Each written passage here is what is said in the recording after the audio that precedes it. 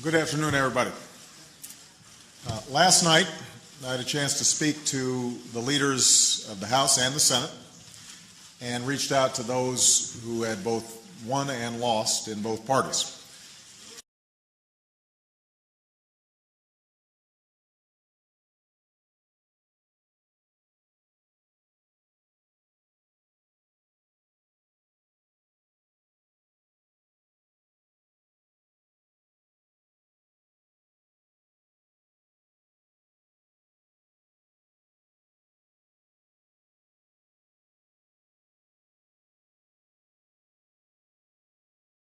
Won and lost in both parties.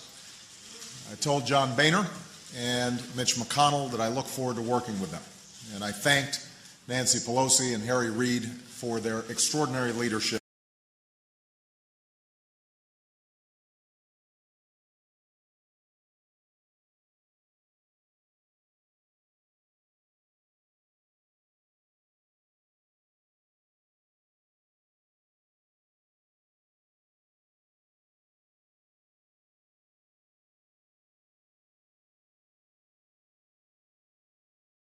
Reid for their extraordinary leadership over the last 2 years. After what I'm sure was a long night for a lot of you, and needless to say, it was for me,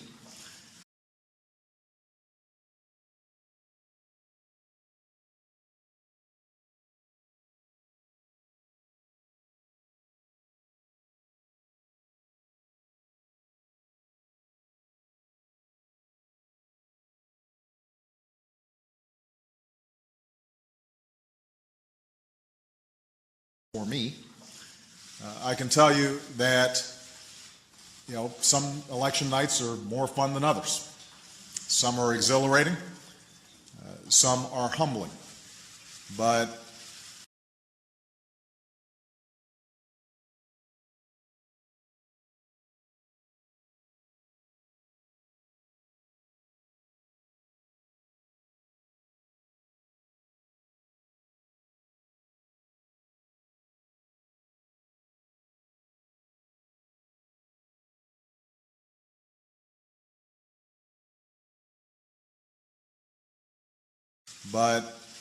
every election, regardless of who wins and who loses, is a reminder that in our democracy, power rests not with those of us in elected office, but with the people we have the privilege to serve.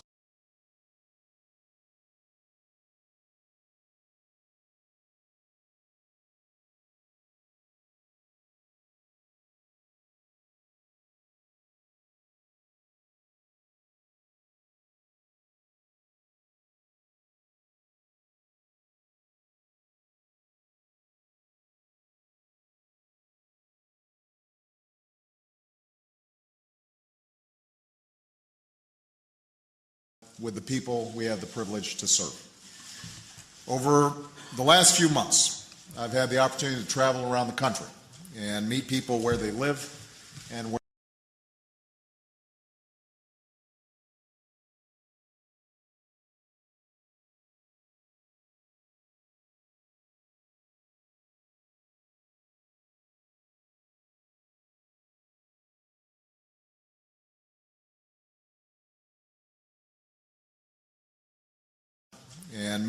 where they live and where they work, from backyards to factory floors.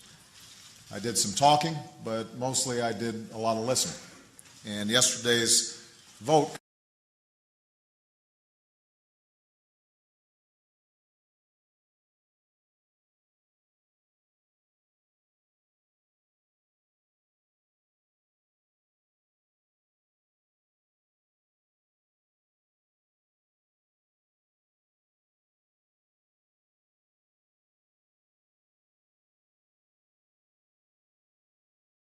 listening. And yesterday's vote confirmed what I've heard from folks all across America. People are frustrated. They're deeply frustrated with the pace of our economic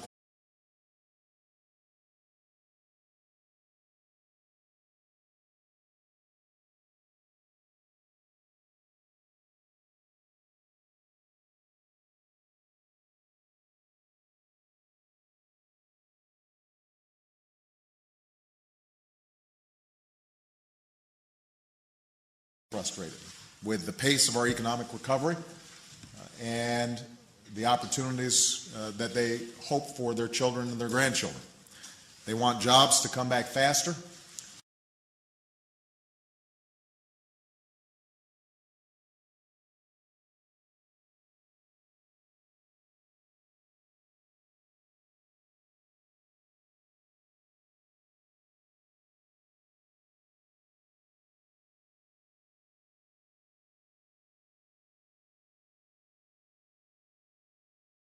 They want jobs to come back faster.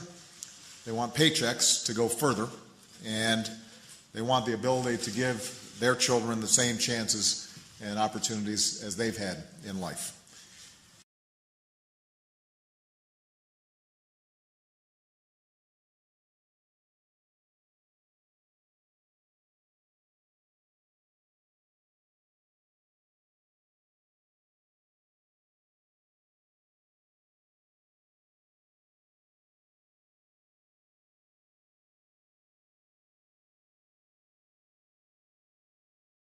Opportunities as they've had in life. Now, the men and women who sent us here don't expect Washington to solve all their problems, but they do expect Washington to work for them, not against.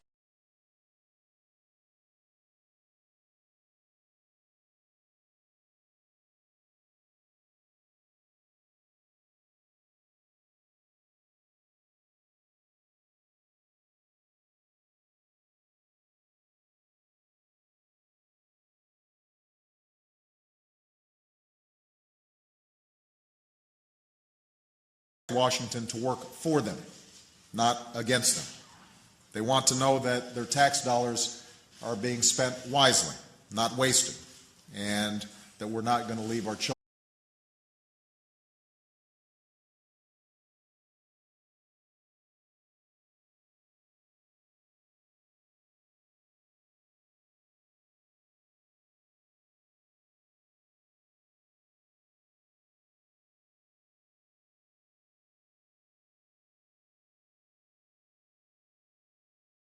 That we're not going to leave our children a legacy of debt.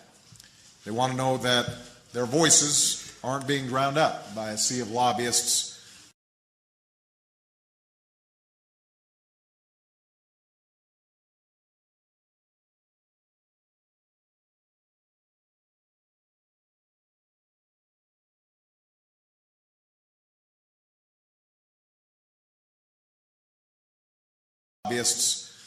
And special interests and partisan bickering. They want business to be done here openly and honestly. Now, I ran for this office to tackle these challenges and give voice to the concerns.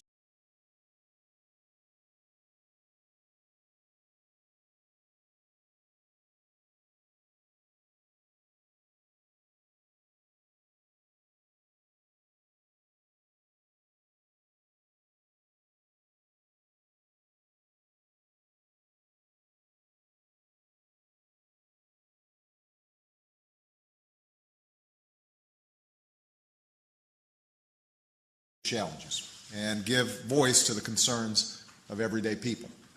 Over the last 2 years, we've made progress, but clearly too many Americans haven't felt that progress yet, and they told us that.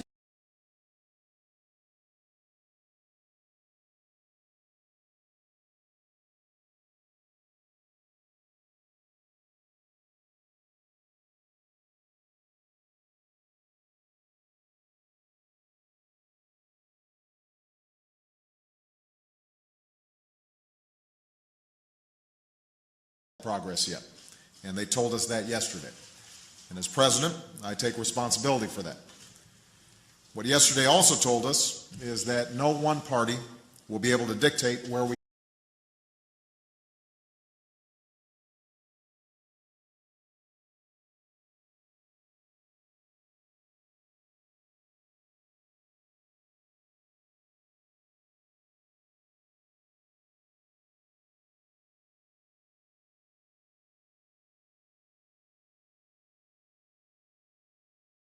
one party will be able to dictate where we go from here. That we must find common ground in order to set, in order to make progress on some uncommonly difficult challenges. And I told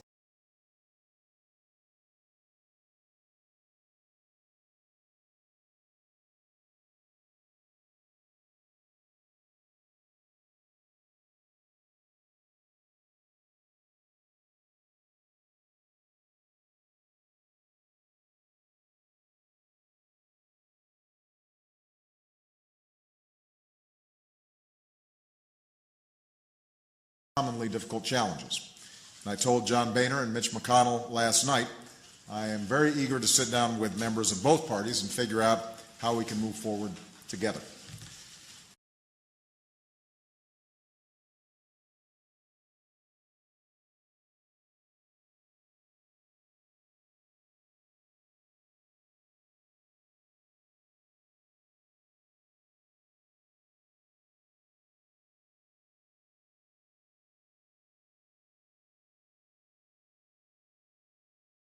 How we can move forward together.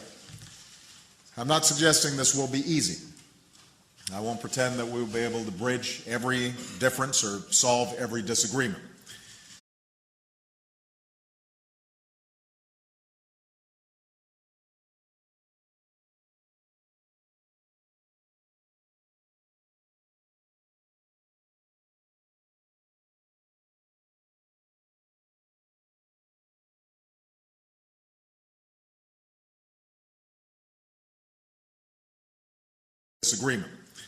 There's a reason we have two parties in this country, and both Democrats and Republicans who have certain beliefs and certain principles that each feels cannot be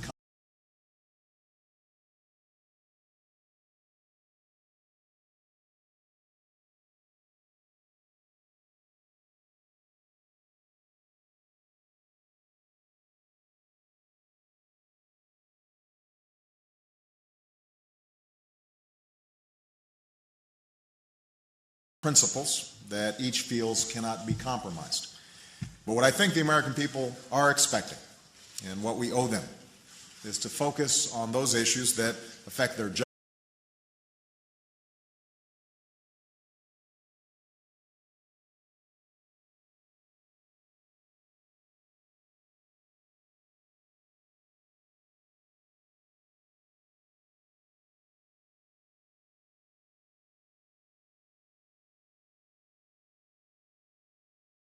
Focus on those issues that affect their jobs, their security, and their future.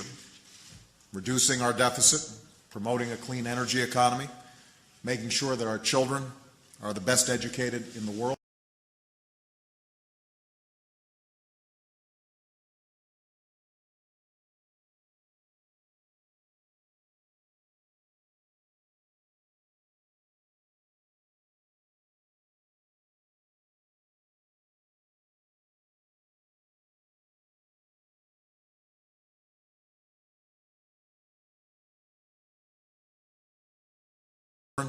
Are the best educated in the world, making sure that we're making the investments in technology that will allow us to keep our competitive edge in the global economy.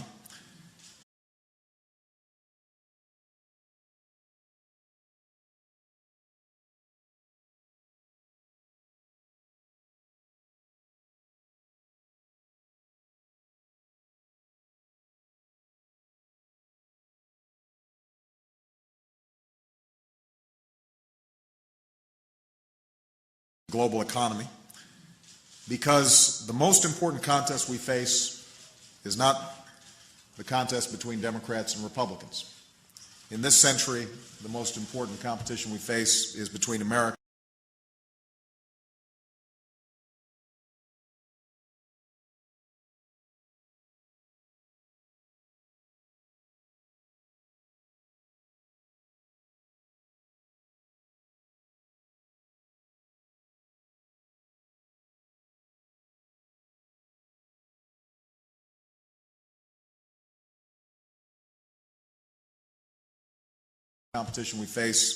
America and our economic competitors around the world. To win that competition and to continue our economic leadership, we're going to need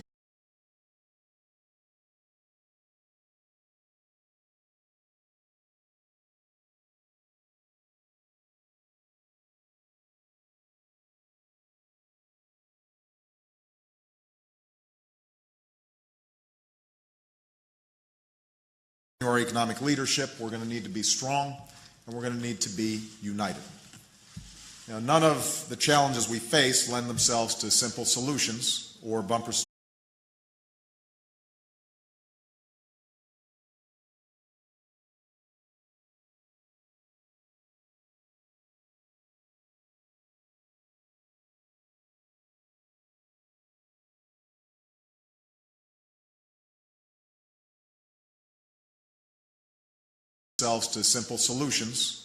sticker slogans, nor are the answers found in any one particular philosophy or ideology. As I've said before, no person, no party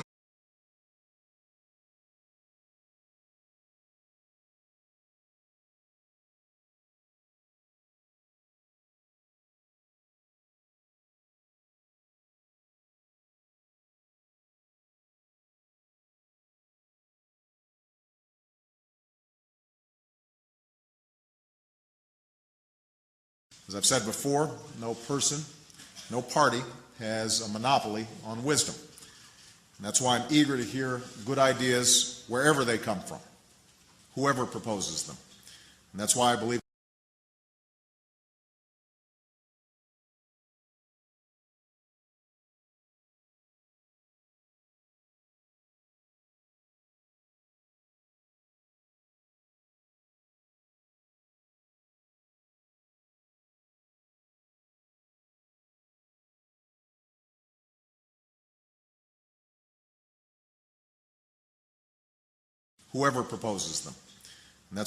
it's important to have an honest and civil debate about the choices that we face.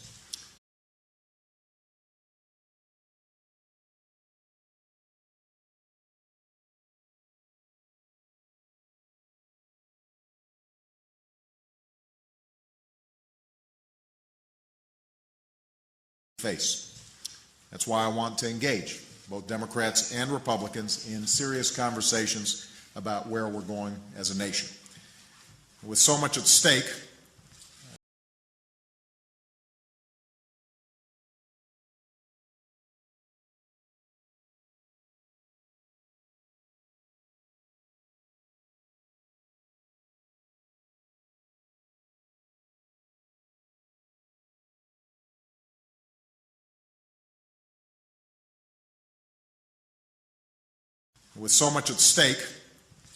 what the American people don't want from us, especially here in Washington, is to spend the next 2 years refighting the political battles of the last.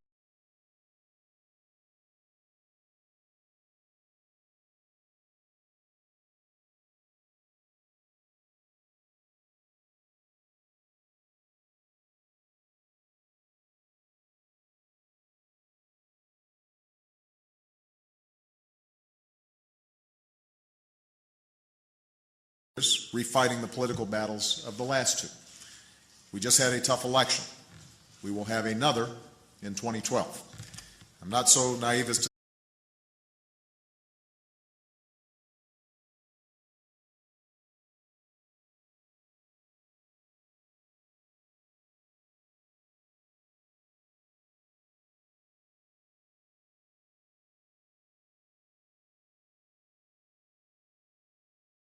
everybody will put politics aside until then.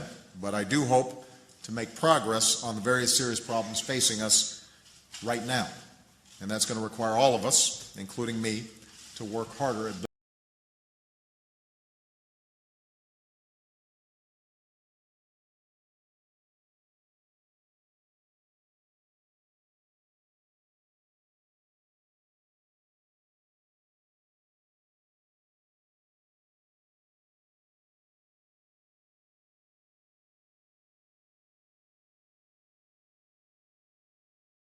all of us, including me, to work harder at building consensus. You know, a little over a month ago, we held a town hall meeting in Richmond, Virginia.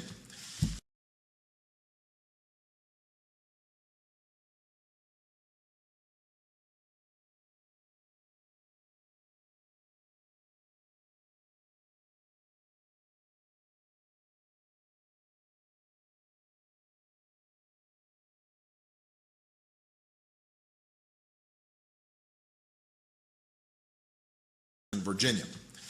And one of the most telling questions came from a small business owner who runs a tree care firm. He told me how hard he works and how busy he was.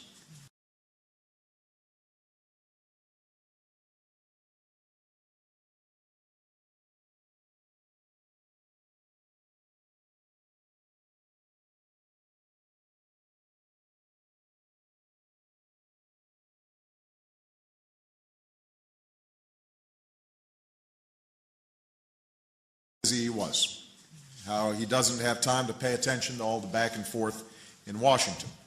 And he asked, is there hope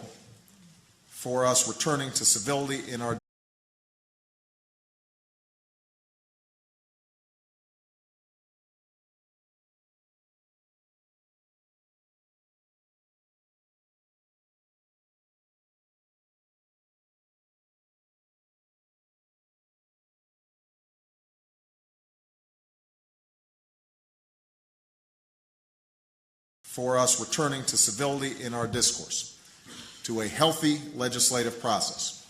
So as I strap on the boots again tomorrow, I know that you guys got it under control.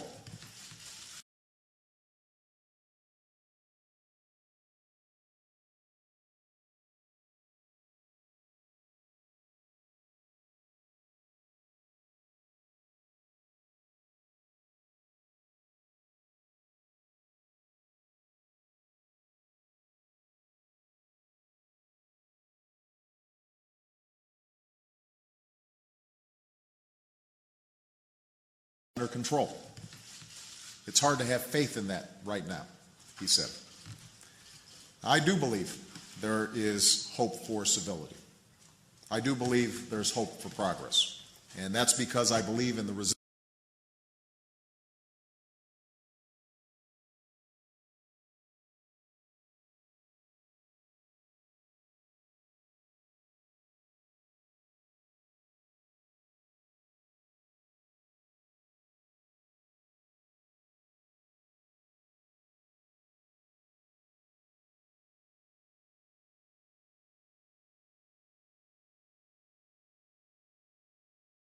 And that's because I believe in the resiliency of a nation that's bounced back from much worse than what we're going through right now. A nation that's overcome war and depression, that has been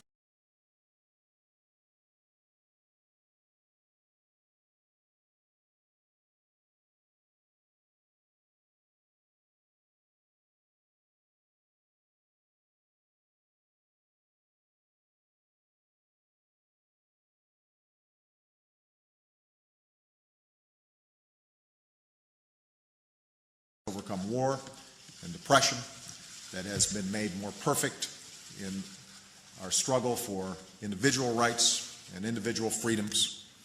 Each time progress has come slowly, and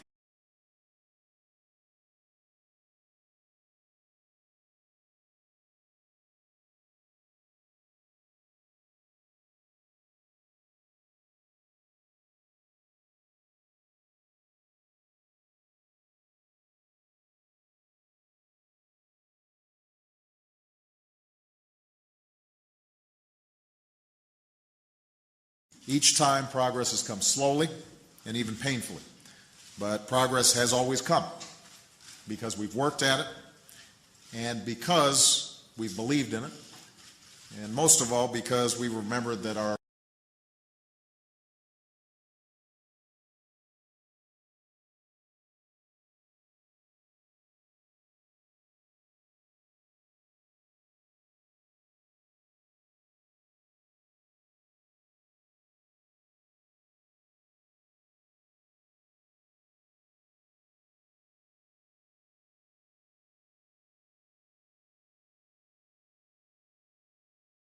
and most of all because we remembered that our first allegiance as citizens is not to party or region or faction, but to country.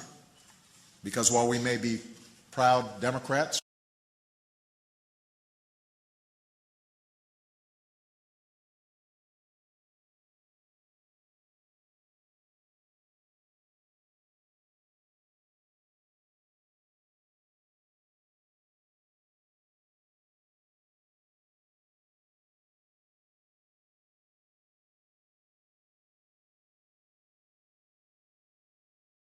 Because while we may be proud Democrats or proud Republicans, we are prouder to be Americans.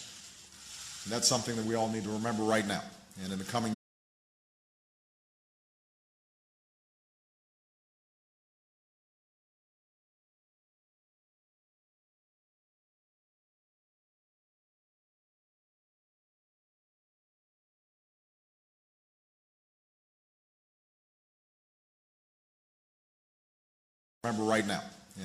months. And if we do, I have no doubt that we will continue this nation's long journey towards a better future. So with that, let me take some questions.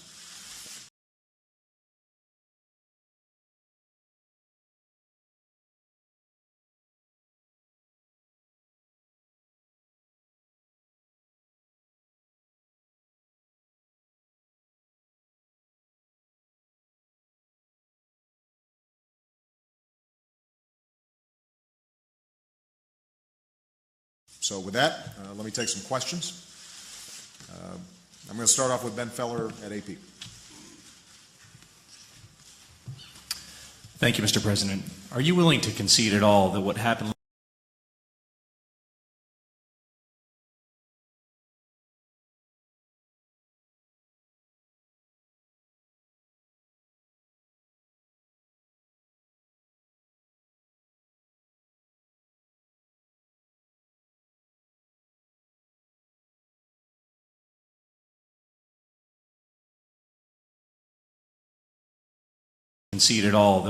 last night was not just an expression of frustration about the economy, but a fundamental rejection of your agenda? And given the results, who do you think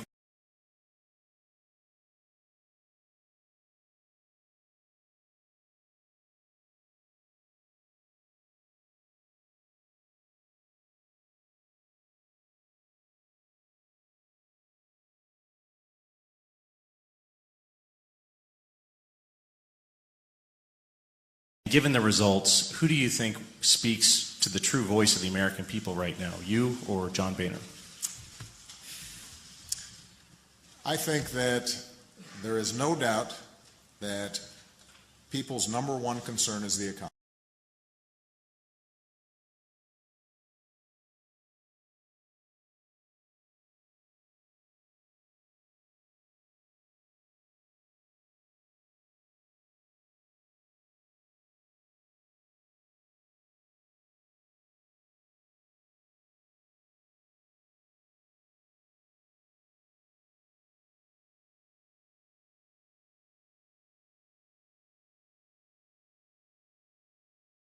People's number one concern is the economy.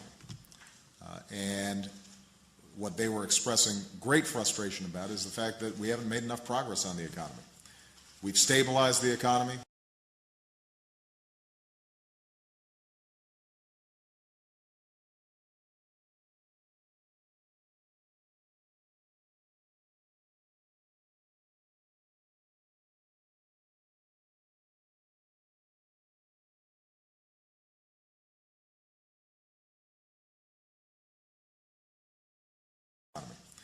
We've stabilized the economy. We've got job growth in the private sectors, but people all across America aren't feeling that progress. They don't see it.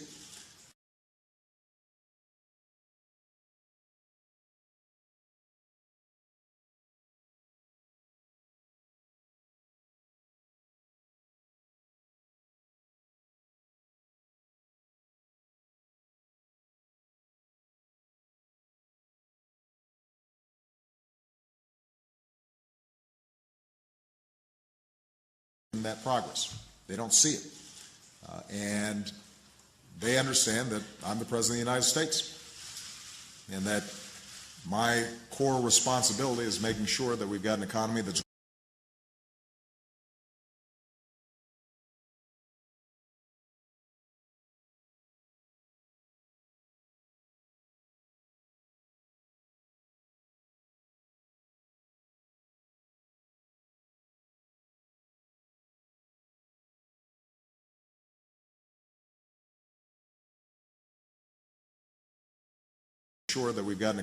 growing, a middle class that feels secure, that jobs are being created, And so I think I've got to take direct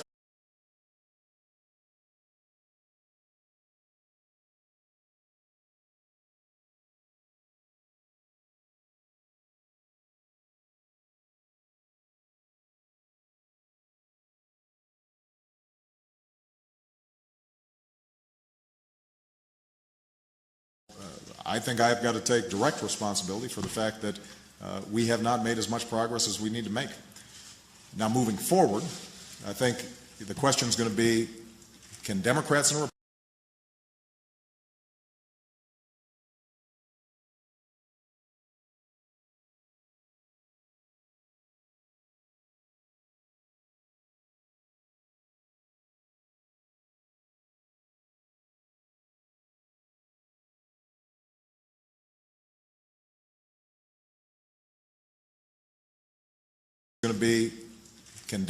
Republicans sit down together and come up with a set of ideas that address those core concerns? I'm confident that we can. I think that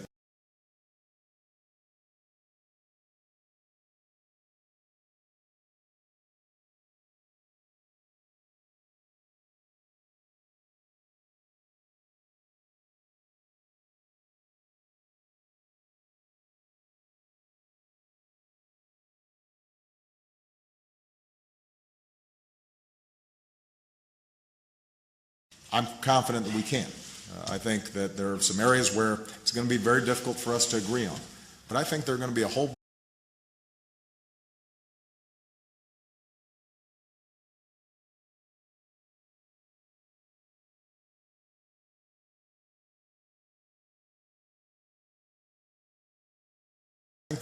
bunch of areas where we can agree on. I don't think there's anybody in America who thinks that we've got an energy policy that works the way it needs to.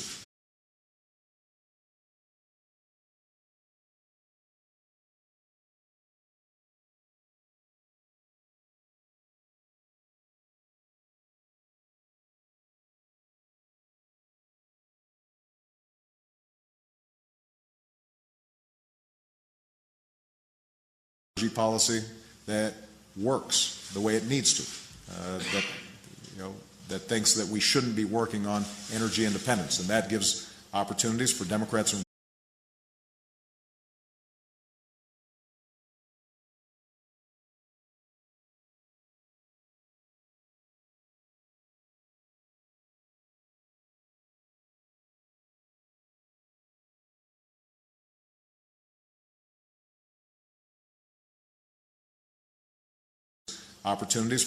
and Republicans to come together and think about whether it's natural gas or energy efficiency or how we can build electric cars in this country. How do we move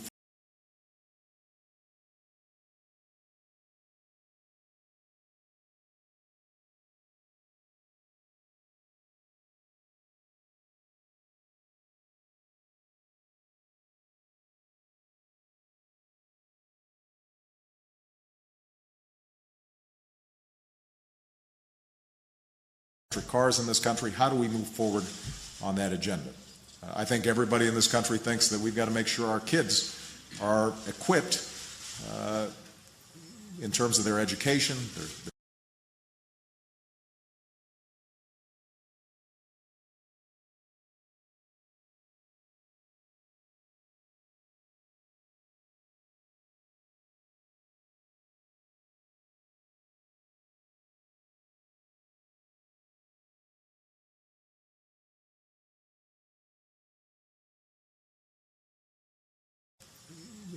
education, their science background, their math backgrounds to compete in this new global economy. And that's going to be an area where I think there's potential.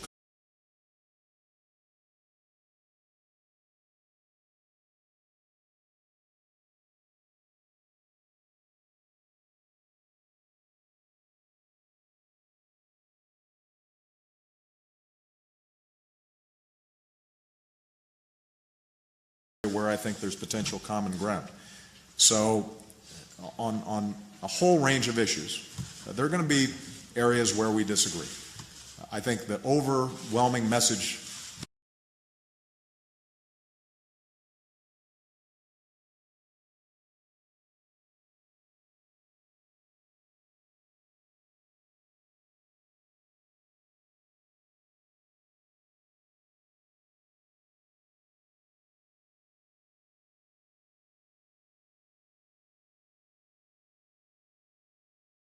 I think the overwhelming message that I hear from the voters is that we want everybody to act responsibly in Washington.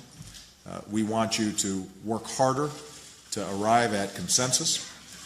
We want you to focus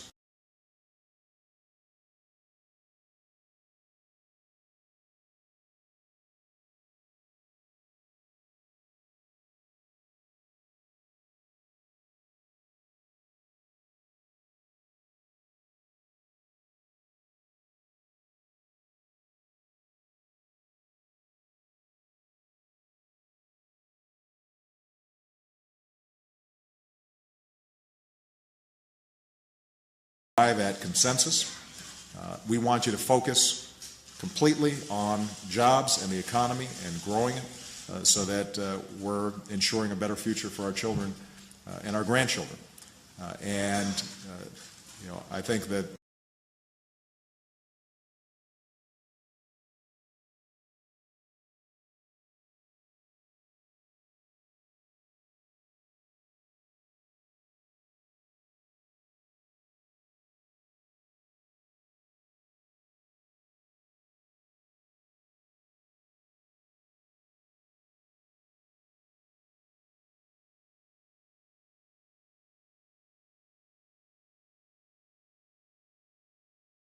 grandchildren. I think that there's no doubt that as I reflect on the results of the election, it underscores for me that I've got to do a better job, just like everybody else in Washington.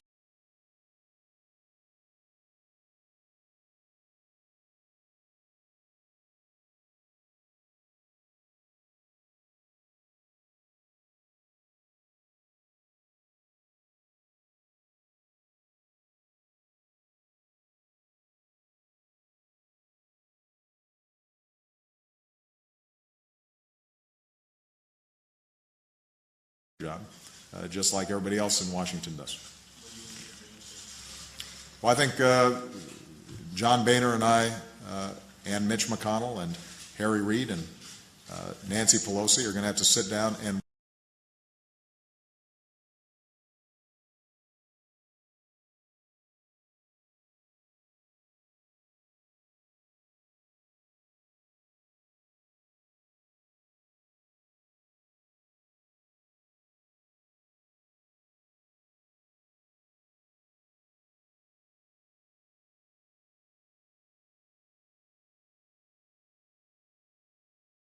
Pelosi are going to have to sit down and work together, because I suspect that if you talk to any individual voter yesterday, they'd say, you know, there's some things I agree with Democrats on.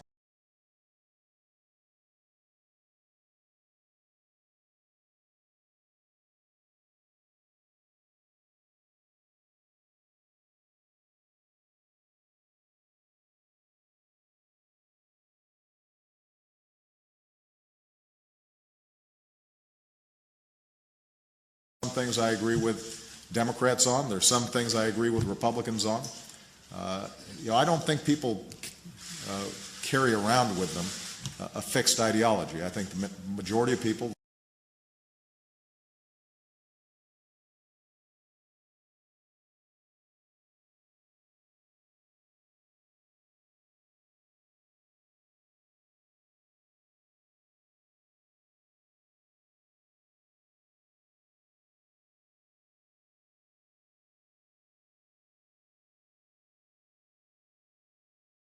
I think the majority of people, they're going about their business, going about their lives. They just want to make sure that we're making progress. And that's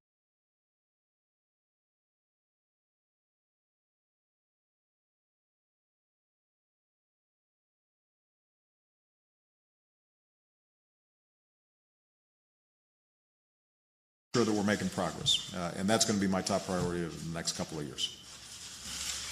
Savannah Guthrie.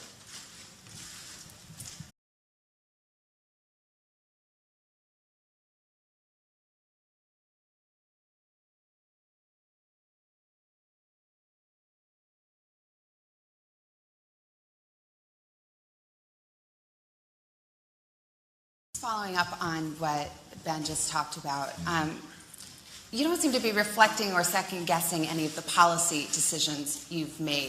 Instead, saying the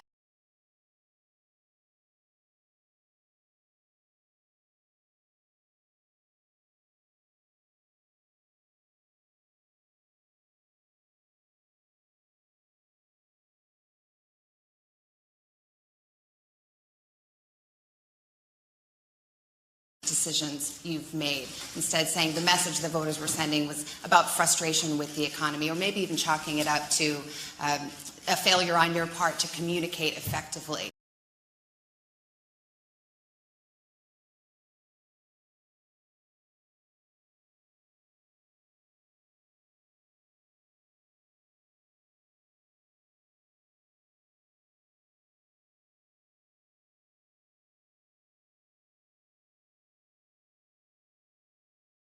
On your part to communicate effectively. If you're not reflecting on your policy agenda, is it possible voters can conclude you're still not getting it? Well, Savannah, that was just the first.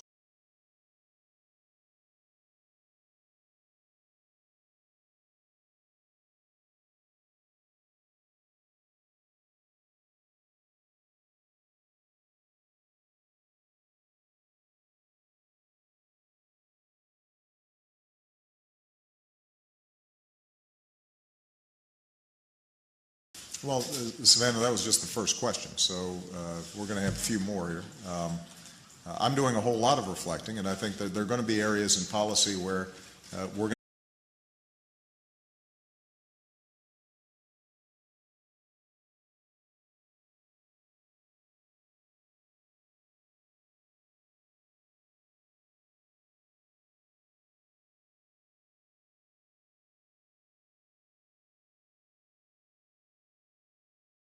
be areas in policy where we're going to have to do a better job. I think that over the last 2 years, we have made a series of very tough decisions.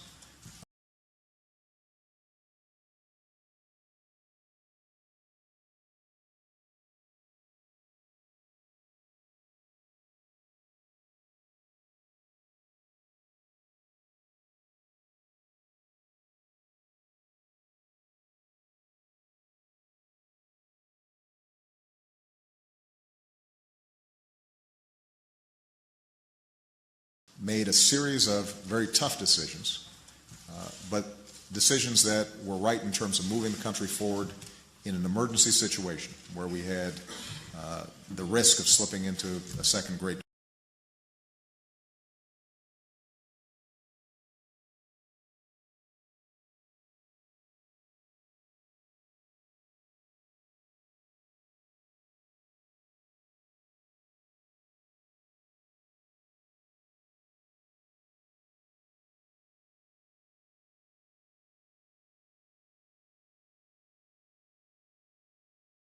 risk of slipping into a second Great Depression. But what is absolutely true is that with all that stuff coming at folks fast and furious,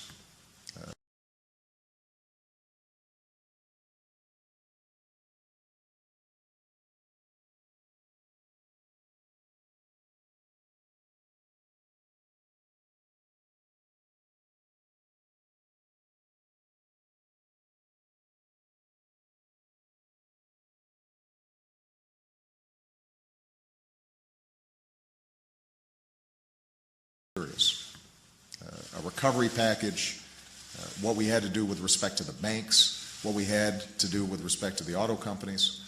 I think people started looking at all this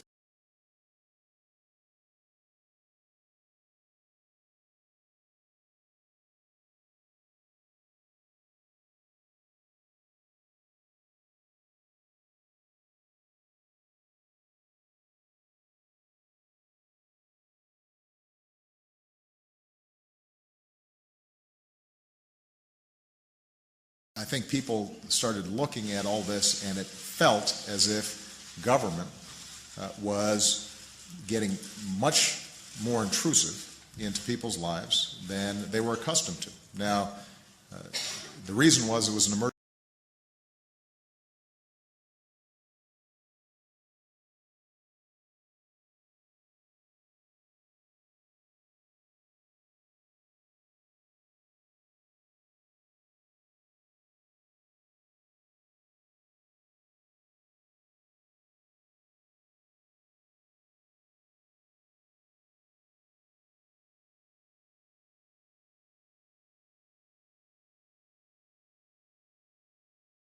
Now, the reason was it was an emergency situation.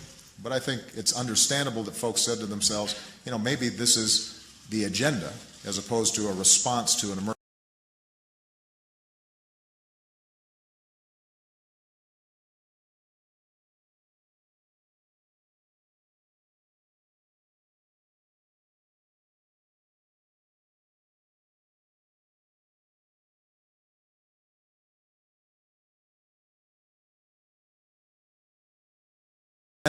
As opposed to a response to an emergency. And that's something that I think, you know, everybody in the White House understood was a danger. We thought it was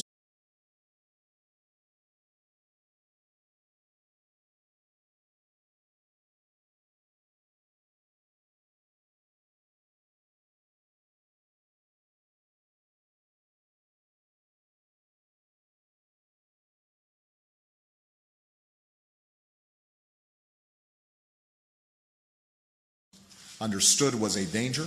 We thought it was necessary, but you know, I'm sympathetic to folks who looked at it and said, this is looking like potential overreach.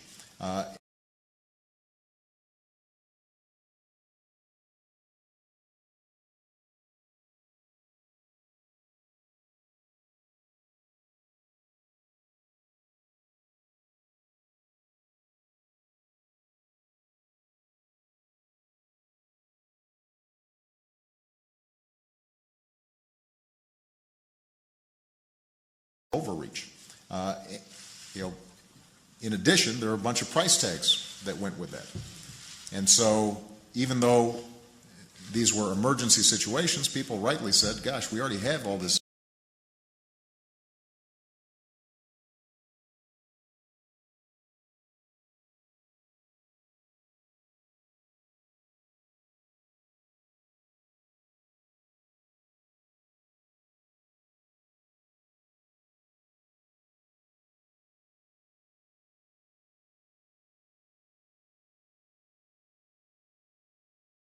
Rightly said, gosh, we already have all this debt. We already have these big deficits. This is potentially going to compound it. And at what point are we going to get back?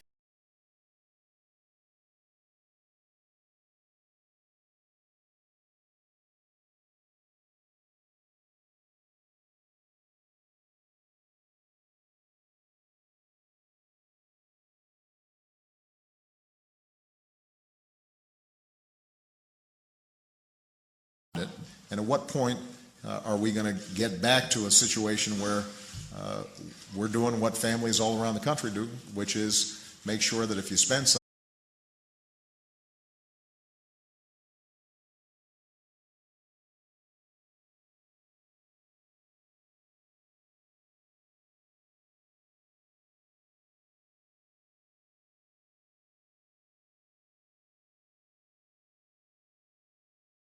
which is make sure that if you spend something, you know how to pay for it, as opposed to racking up the credit card for the next generation.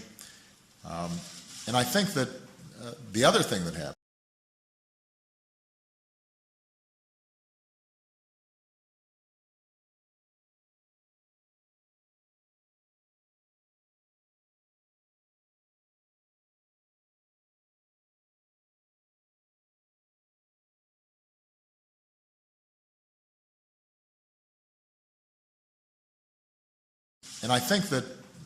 other thing that happened is that, you know, when I won election in 2008,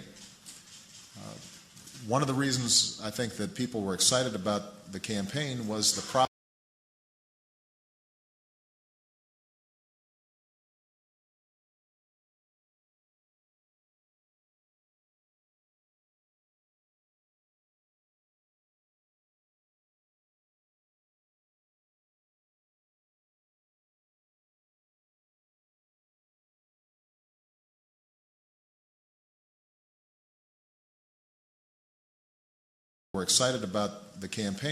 the prospect that we would change how business is done in Washington.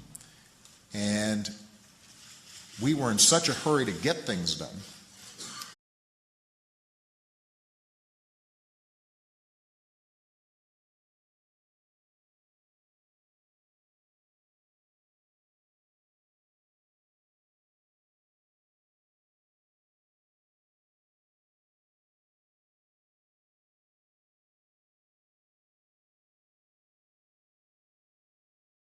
done, that we didn't change how things got done.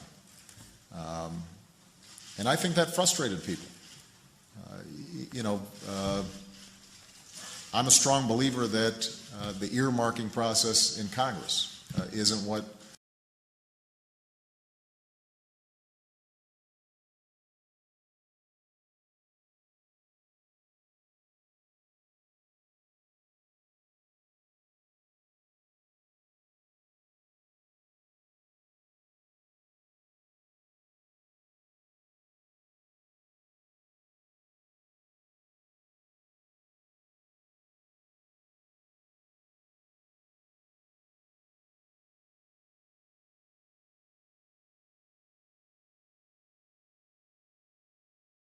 earmarking process in Congress isn't what the American people really want to see when it comes to making tough decisions about how taxpayer dollars are spent. And I, in the rush to get things done, had to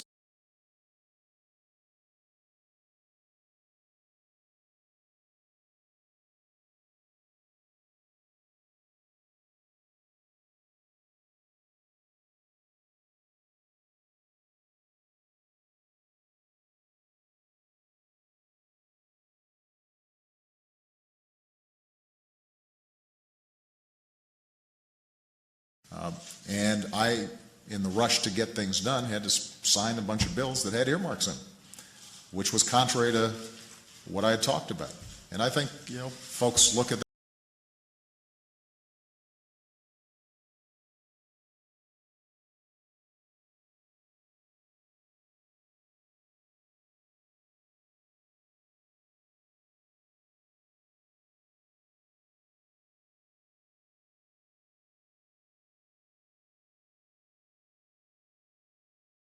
And I think, folks look at that and they said, gosh, this feels like the same partisan squabbling. This seems like the same ways of doing.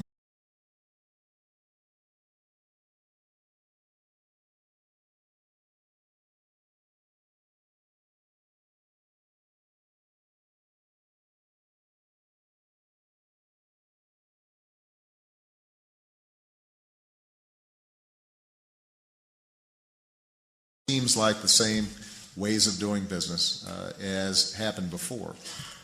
And so, one of the things that I've got to take responsibility for is not having moved enough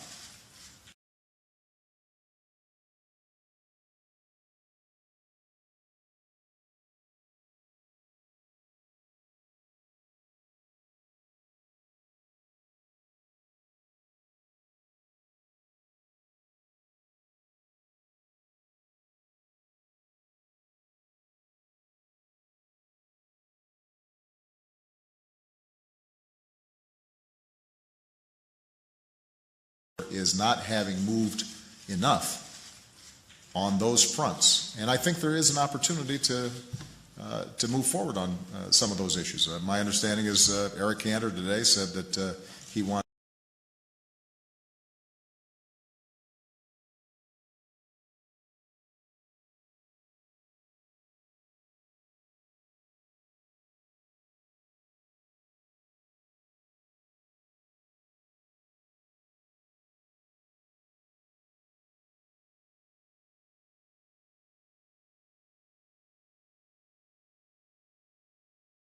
Eric Cantor today said that he wanted to see a moratorium on earmarks continuing.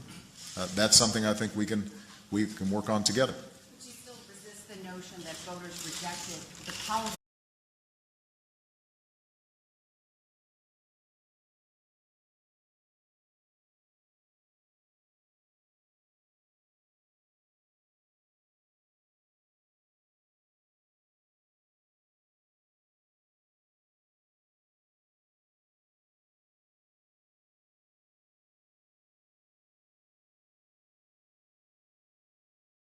The notion that voters rejected the policy choices you made? Well, Savannah, I think that what I think is absolutely true is voters are not satisfied with the outcomes.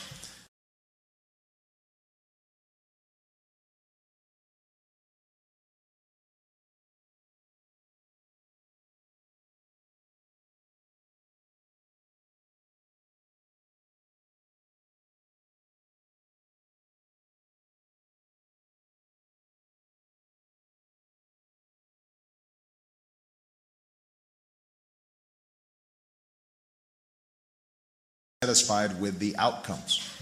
I mean, if right now we had 5% unemployment instead of 9.6% unemployment, then people would have more confidence in those.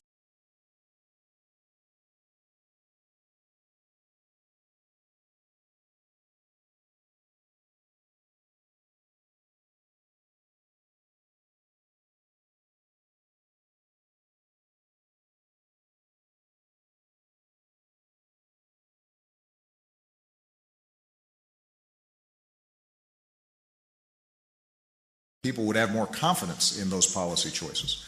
The fact is that for most folks, proof of whether they work or not is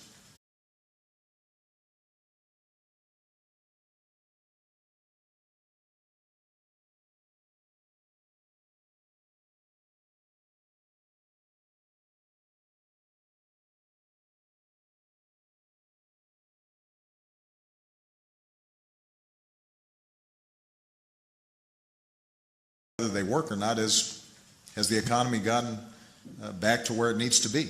And it hasn't. And so my job is to make sure that I'm looking at all ideas.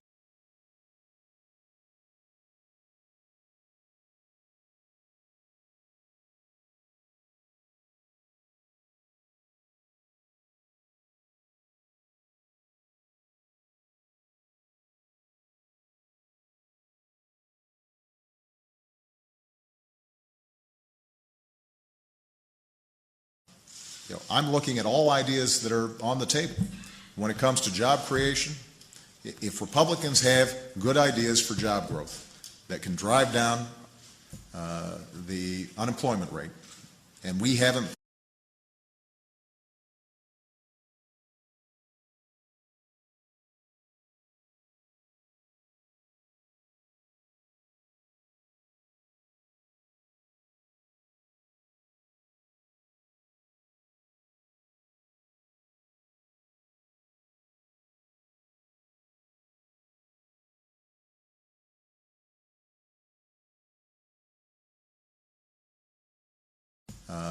the unemployment rate, and we haven't thought of them, we haven't looked at them, but we think they have a chance of working, we want to try some.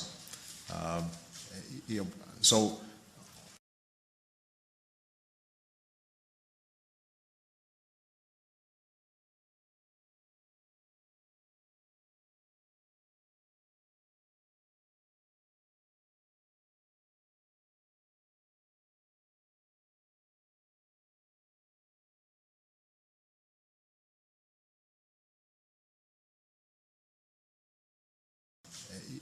so on the policy front, I think the most important thing is to say that we're not going to rule out ideas because they're Democrat or Republican. We want to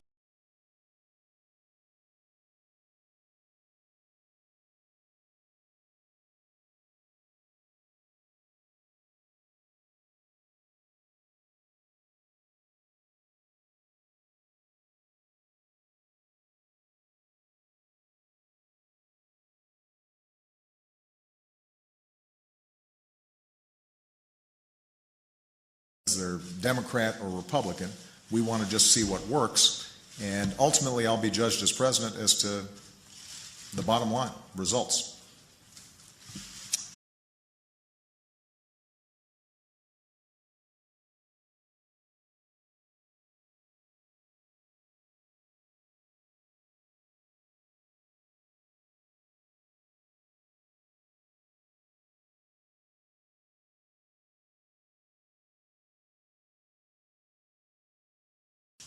Mike Emanuel. Thank you, Mr. President. Healthcare. As you're well aware, obviously, a lot of Republicans ran against your healthcare law. Some have called for repealing the law. I'm wondering, sir, if you believe that healthcare reform that you worked so hard on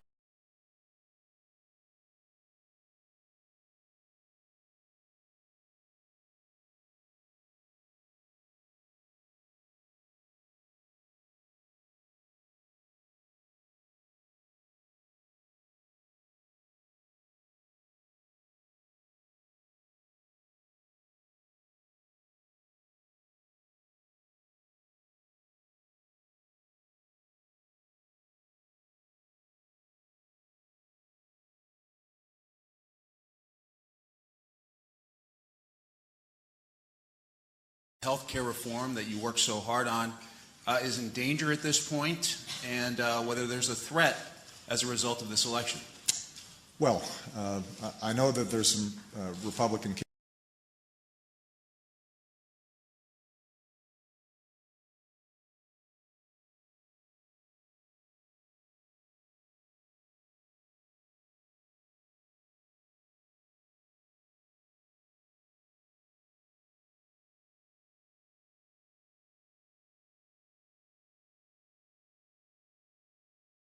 Well, I know that there's some Republican candidates who won last night who feel very strongly about it.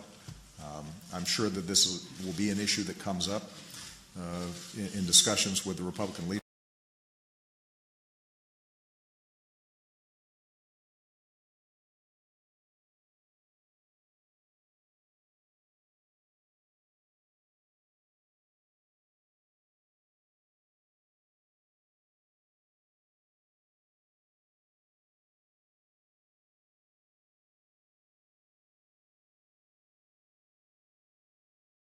Discussions with the Republican leadership. As I said before, though, I think we'd be misreading the election if we thought that the American people want to see us for the next 2 years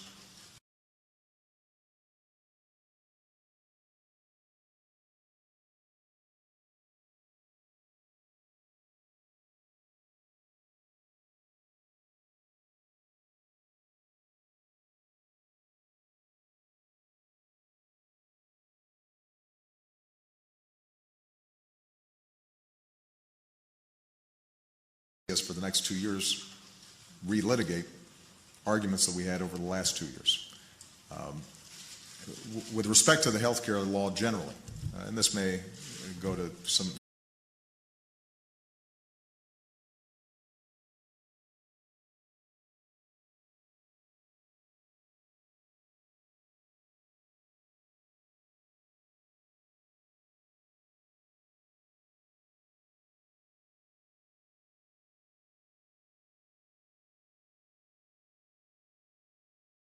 generally, and this may go to some of the questions that Savannah was raising.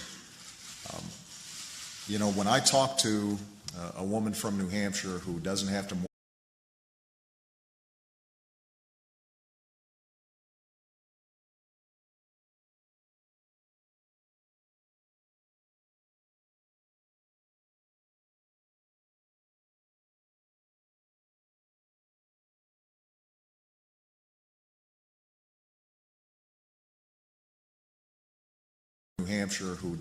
mortgage her house because she got cancer and is seeking treatment, but now is able to get health insurance.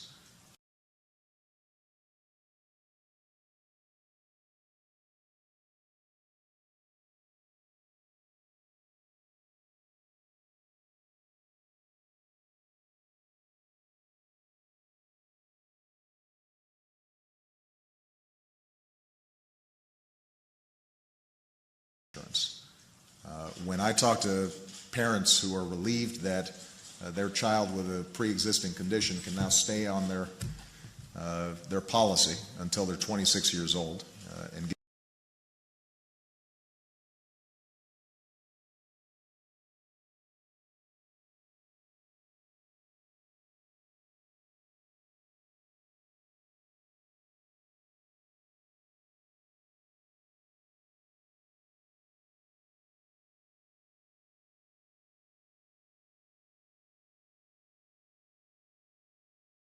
policy until they're 26 years old and give them time to transition to find a job that will give them health insurance. Or the small businesses that are now taking advantage of the tax credits that are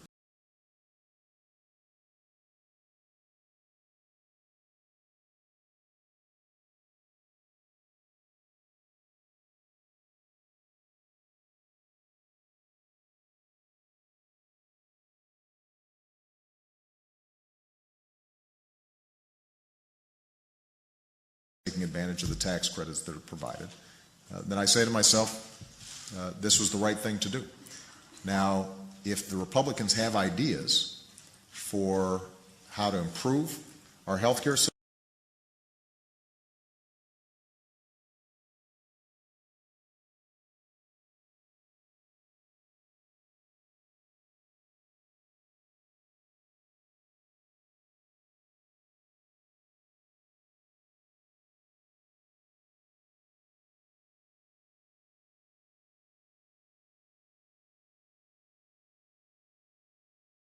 for how to improve our healthcare system, if they want to suggest modifications that would deliver faster and more effective reform to a healthcare system that has been wildly expensive.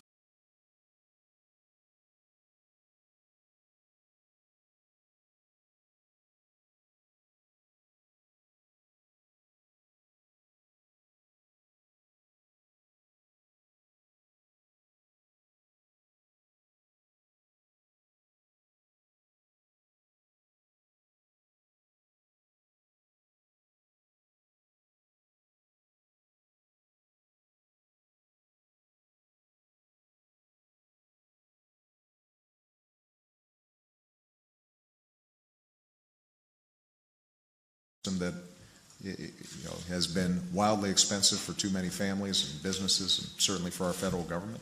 I'm happy to consider some of those ideas.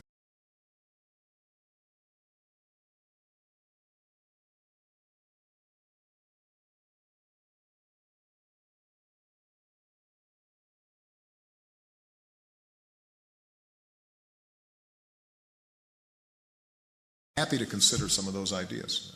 For example, I know one of the things that's come up is that the 1099 provision in the health care bill appears to be too burdensome.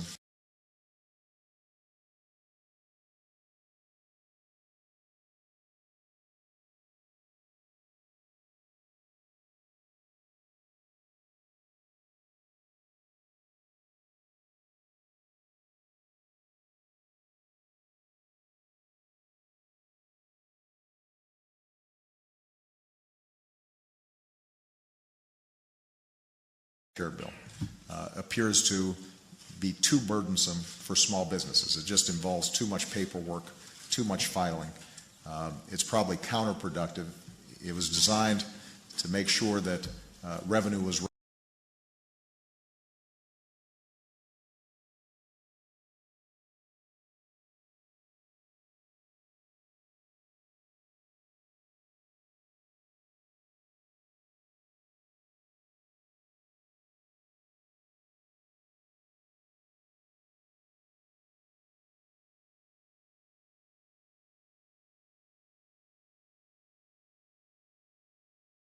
designed to make sure that revenue was raised to help pay for some of the other provisions.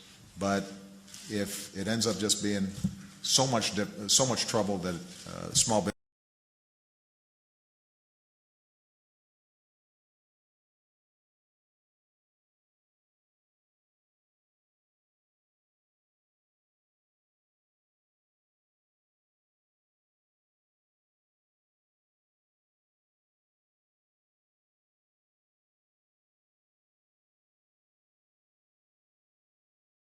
so much trouble that small businesses find it difficult to manage, that's something that we should take a look at.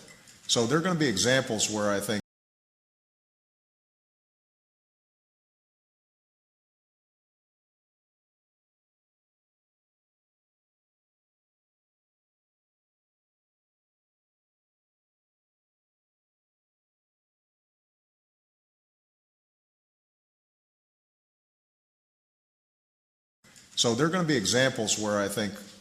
we can tweak and make improvements on the progress that we've made. That's true for any significant piece of legislation. But I don't think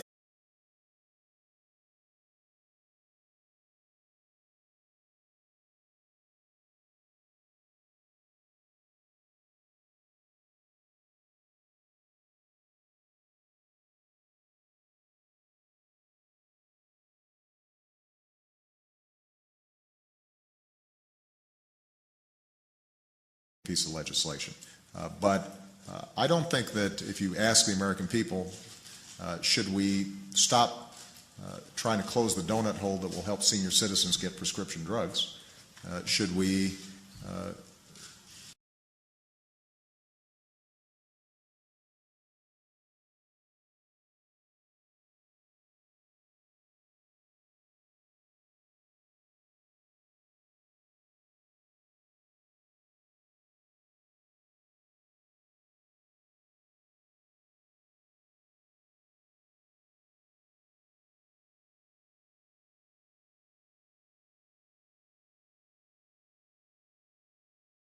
prescription drugs? Should we go back to a situation where people with pre-existing conditions can't get health insurance? Should we allow insurance companies to drop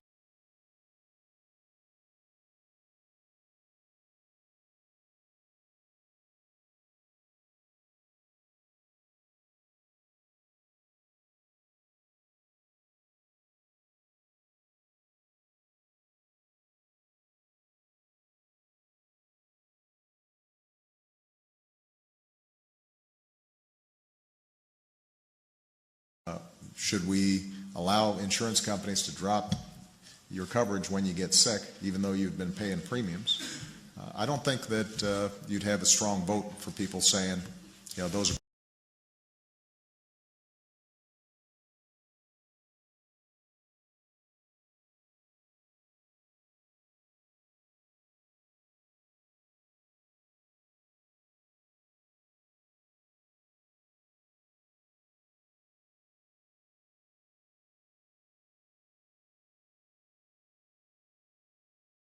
vote for people saying, you know, those are provisions I want to eliminate. According to the exit poll, sir, about 1 out of 2 voters apparently said that they would like to either see it overturned or repealed.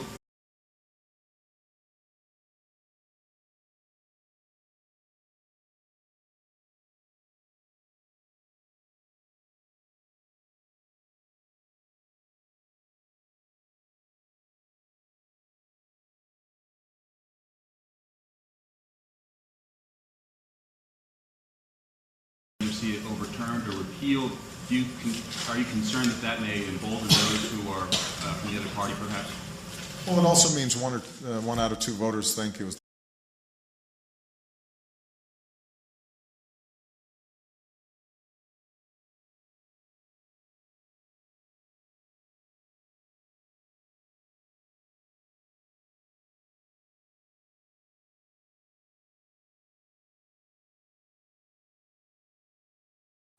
one out of 2 voters think it was the right thing to do.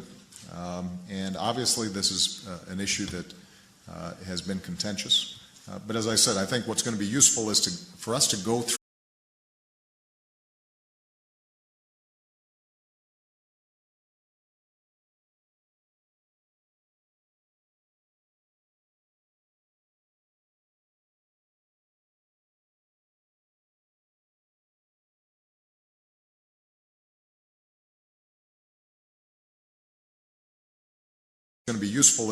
for us to go through, you know, the issues that Republicans have issues on. Not sort of talking generally, but let's talk specifics. You know, is this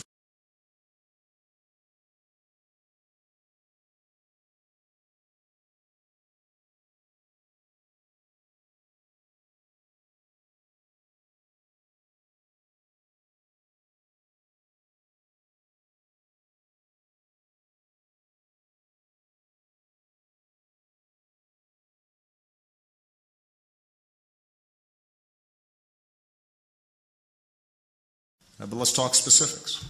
You know, is this particular provision, when it comes to pre-existing conditions, is this something you're for or are you against? Helping seniors get their prescription.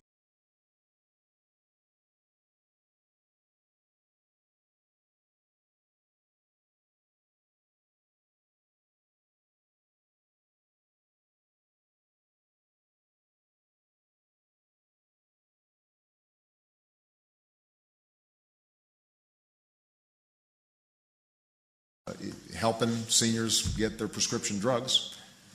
Does that make sense or not? And you know, if we take that approach, which is different from campaigning. I mean, this is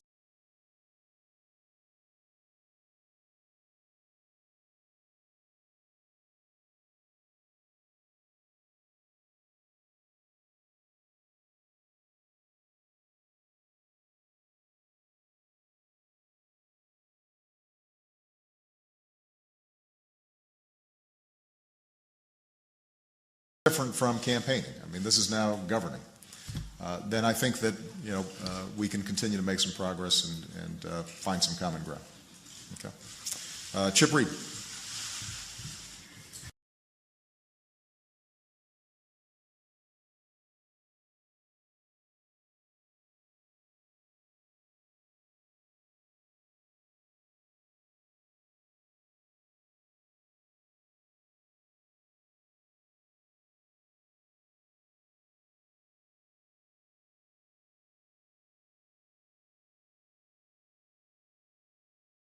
Chip Reed.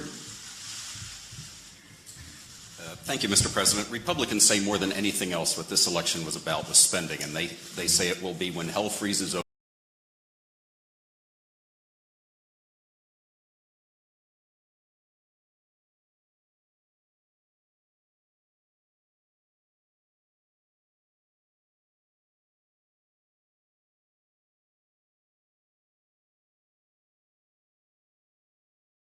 They say it will be when hell freezes over, that they will accept anything remotely like a stimulus bill or any kind of the proposals you have out there to stimulate job growth through spending.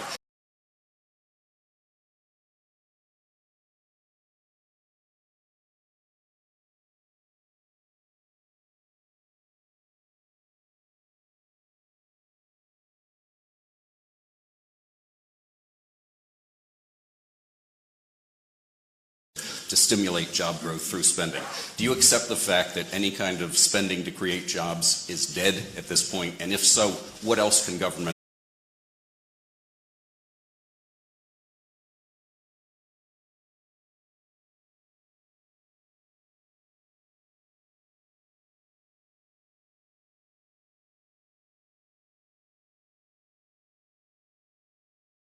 And if so, what else can government do to create jobs, which is the #1 issue?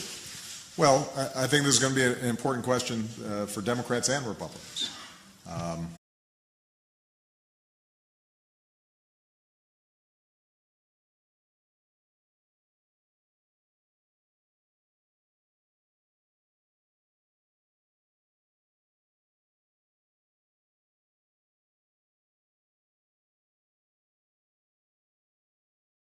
Republicans. I think the American people are absolutely concerned about spending and debt and deficits. And I'm going to have a deficit commission that is putting forward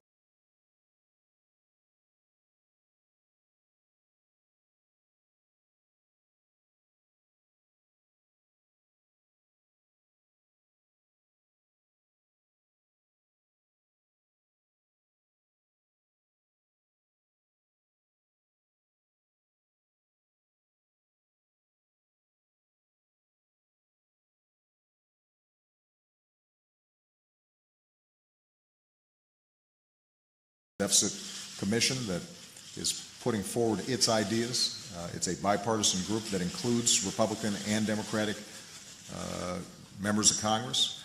Hopefully, they were able to arrive at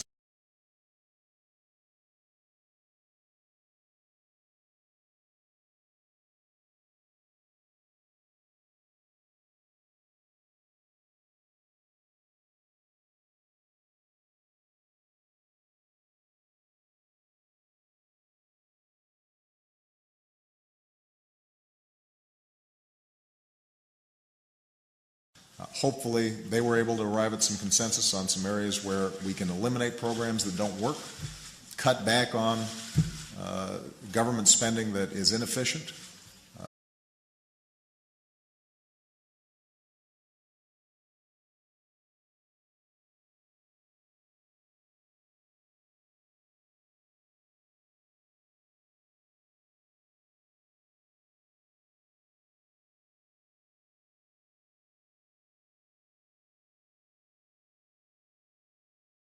Government spending that is inefficient, can streamline government, but isn't cutting into the core investments that are going to make sure that we are a competitive economy that is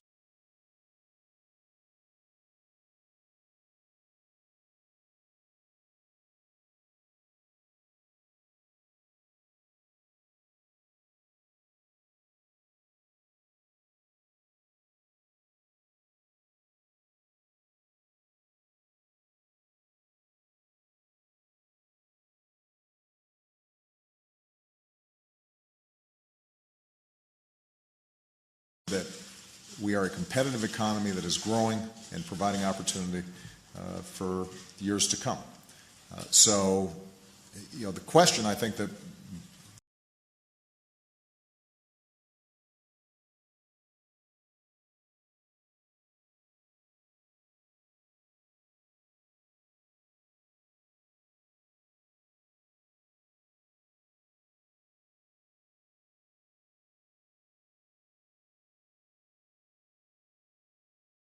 that my Republican friends and me and Democratic leaders are going to have to answer is, what are our priorities? What do we care about?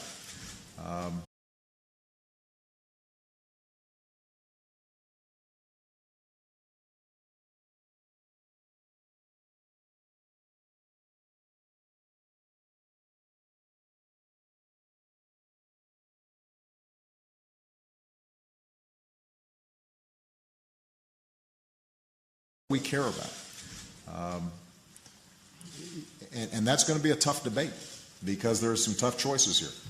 We already had a big deficit that I inherited.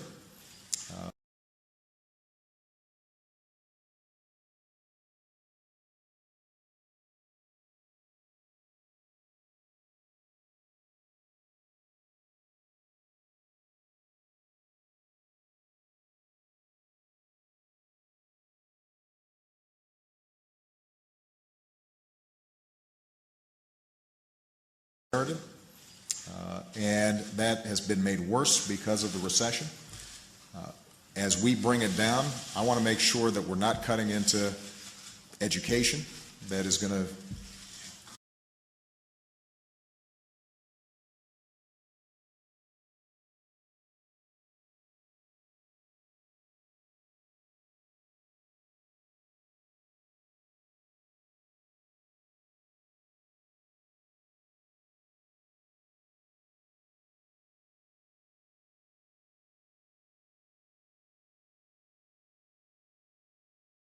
education that is going to help define whether or not we can compete around the world. I don't think we should be cutting back on research and development because if we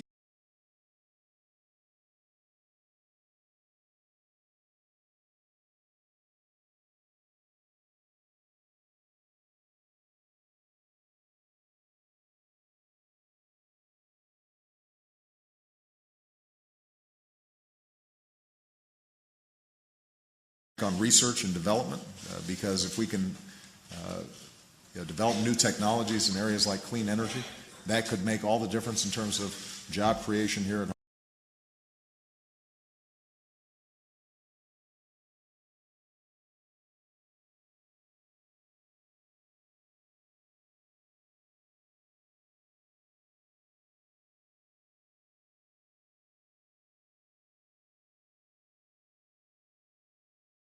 In terms of job creation here at home. I think the proposal that I've put forward with respect to infrastructure is one that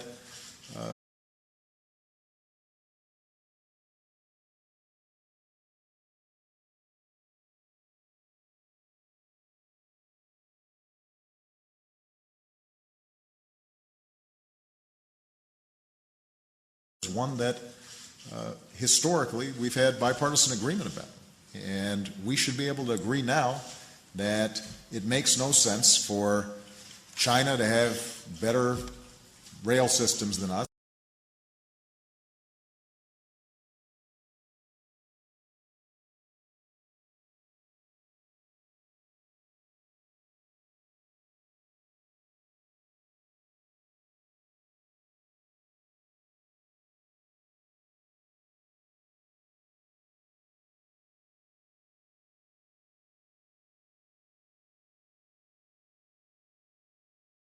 China to have better rail systems than us, and Singapore having better airports than us. And we just learned that China now has the fastest supercomputer on Earth. That used to be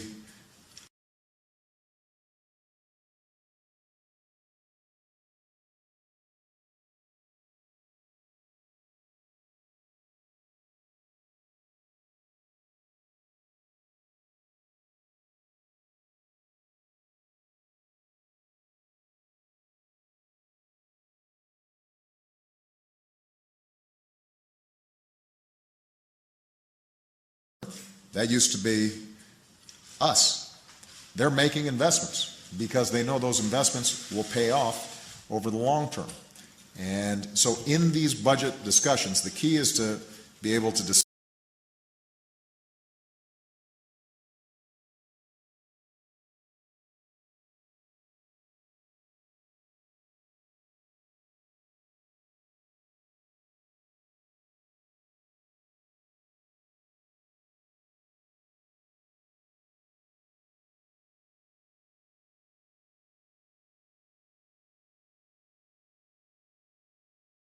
discussions. The key is to be able to distinguish between stuff that isn't adding to our growth, isn't an investment in our future, and those things that are absolutely necessary.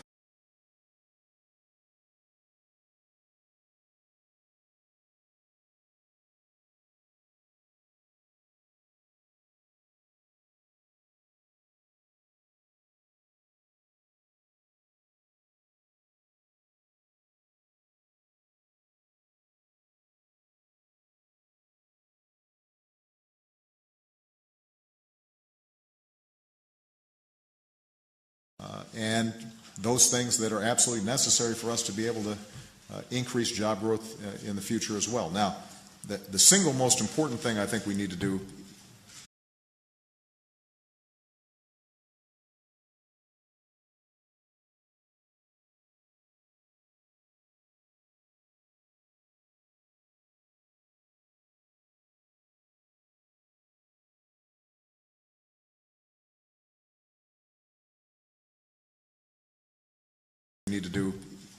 economically, and this is something that has to be done during the lame duck session, is making sure that taxes don't go up on middle-class families next year.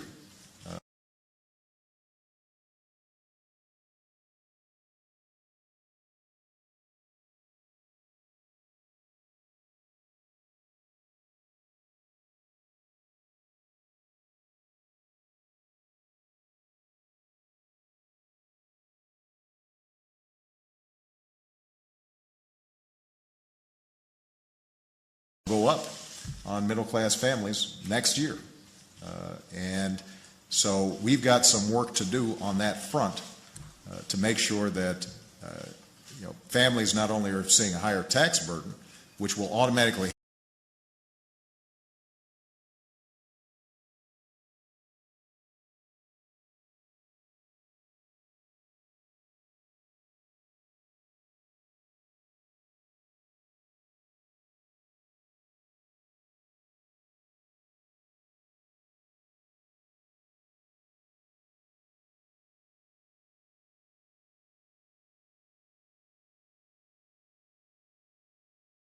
tax burden, which will automatically happen if Congress doesn't act, but also making sure that business provisions that historically we have extended each year, that, for example,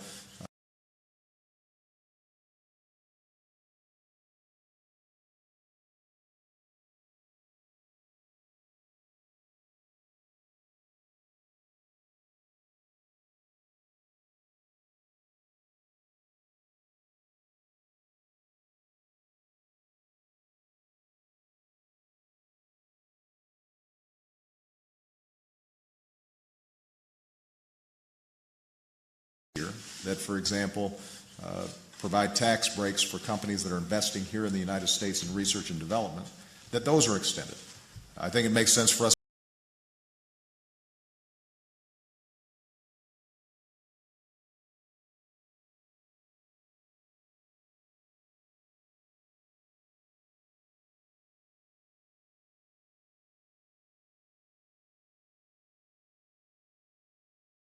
are extended. I think it makes sense for us to extend unemployment insurance because there's still a lot of folks out there hurting. So there's some things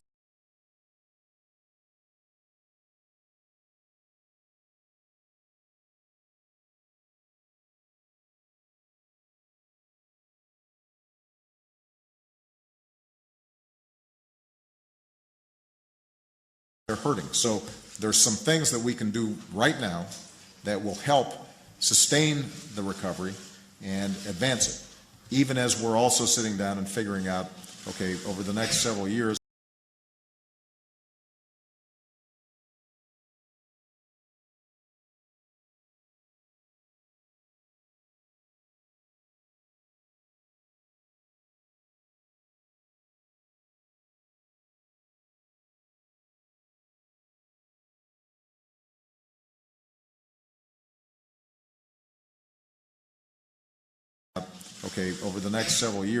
what kinds of budget cuts can we make that are intelligent, that are smart, that won't be undermining our recovery, but in fact will be encouraging job growth.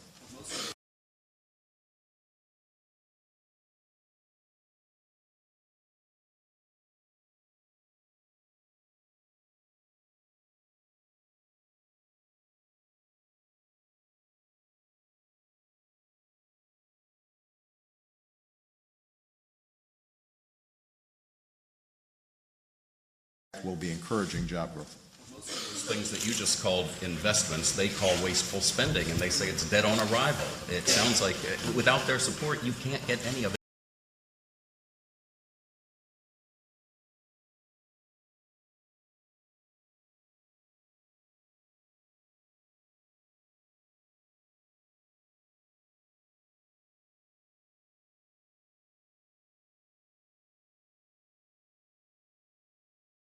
Without their support, you can't get any of it through. Well, what is absolutely true is that if without any Republican support on anything, then it's going to be hard to get things done.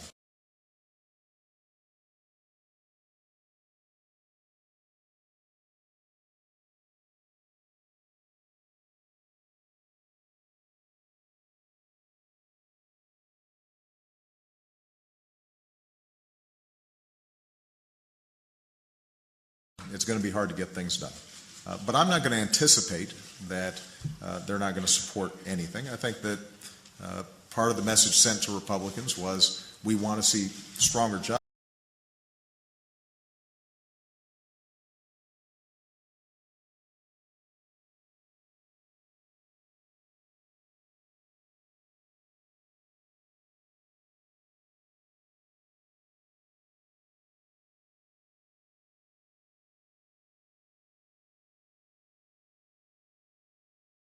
Republicans was we want to see stronger job growth in this country, and if there are good ideas about putting people to work that traditionally have garnered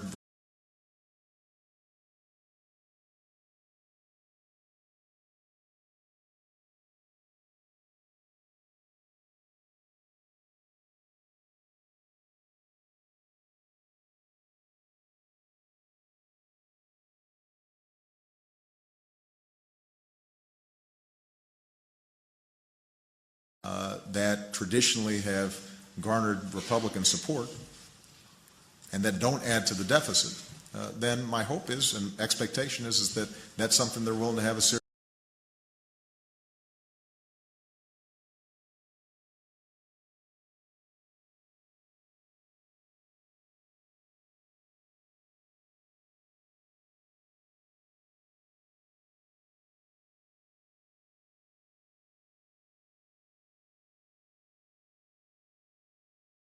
That's something they're willing to have a serious conversation about. When it comes to, for example, the proposal we put forward to accelerate depreciation for business, so that if they're building a plant,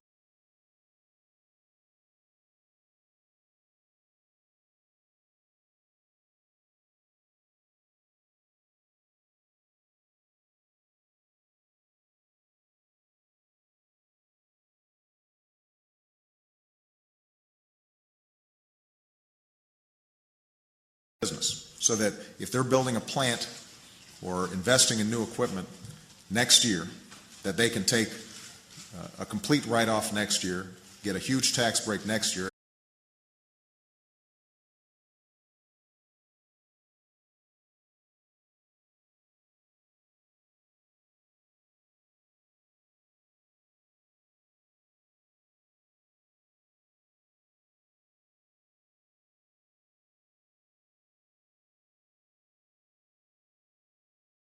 Next year, get a huge tax break next year, and that would then encourage a lot of businesses to get off the sidelines. I mean, that's not historically considered a liberal idea. That's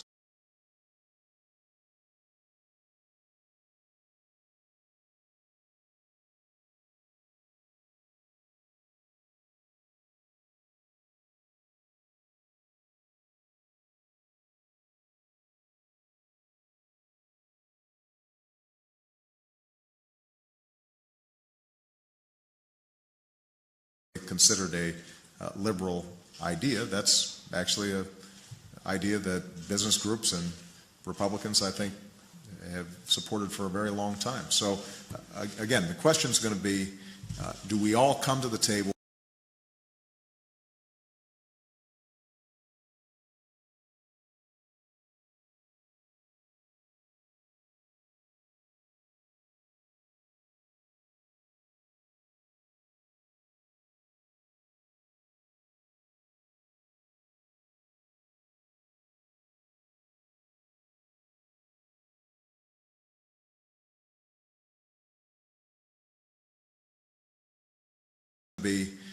do we all come to the table with an open mind and say to ourselves, what do we think is actually going to make a difference for the American people? That's how we're going to be judged.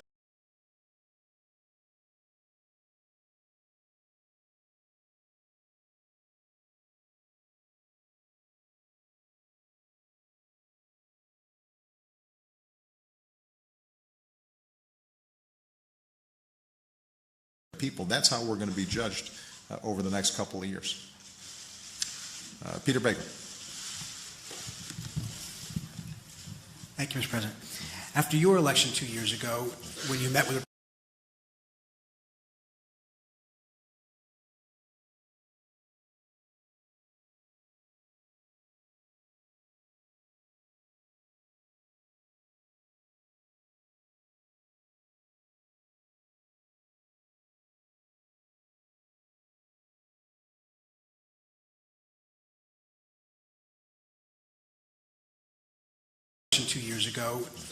Republicans, you said that in discussing what policies might go forward, that elections have consequences, and that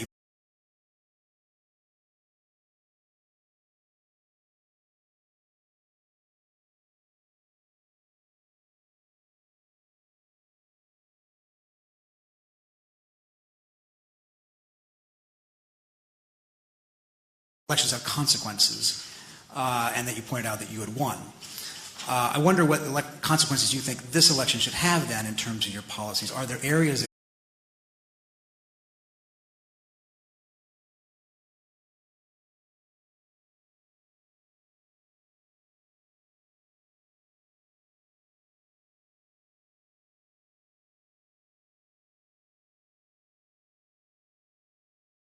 your policies? Are there areas that you're willing, can you name today, areas that you would be willing to compromise on that you might not have been willing to compromise on in the past?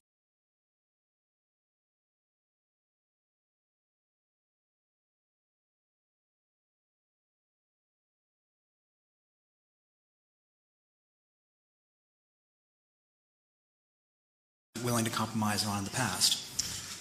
Well, I think I've been willing to compromise in the past, and I'm going to be willing to compromise going forward on a whole range.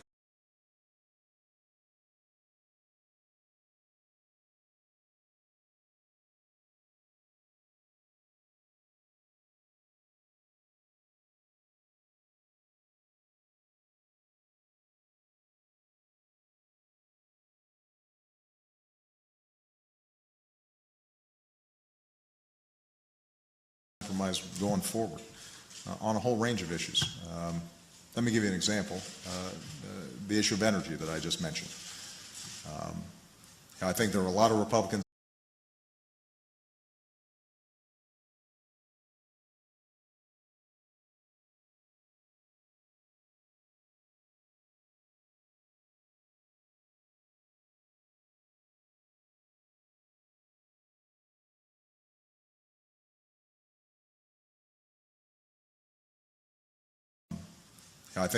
Republicans that ran against the energy bill that passed in the House last year. And so it's doubtful that you could get the votes to pass that through the House.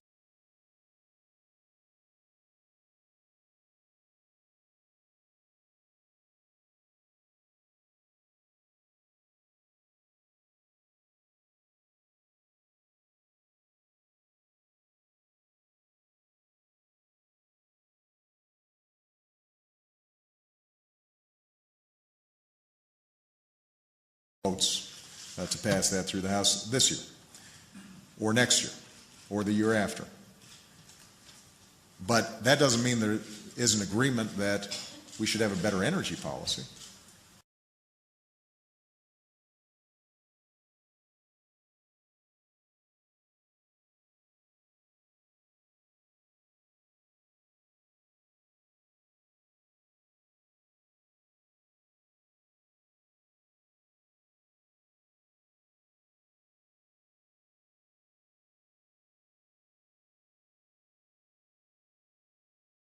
energy policy.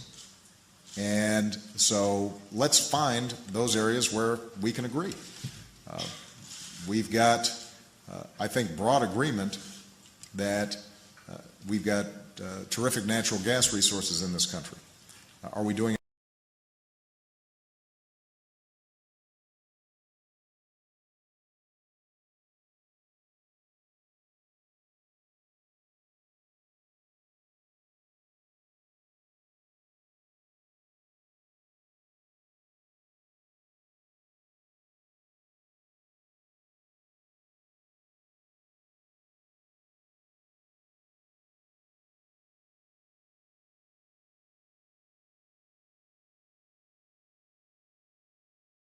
resources in this country? Are we doing everything we can to develop those?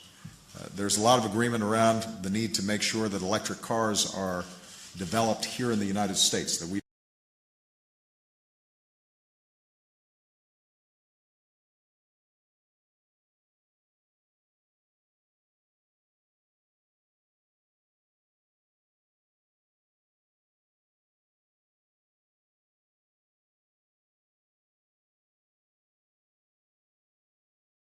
developed here in the United States, that we don't fall behind other countries? Are there things that we can do to encourage that? And there's already been bipartisan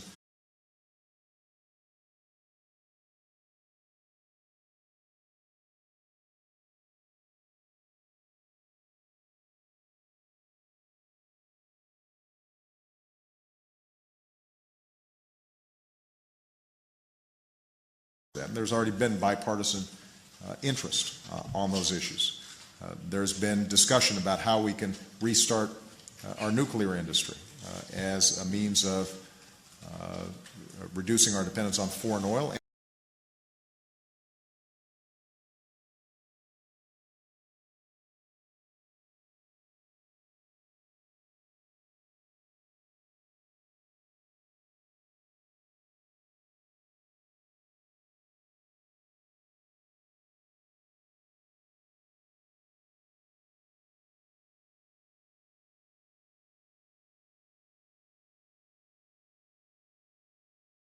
Reducing our dependence on foreign oil and reducing greenhouse gases. Is that an area where we can move forward? We were able, over the last 2 years, to increase for the first time in 30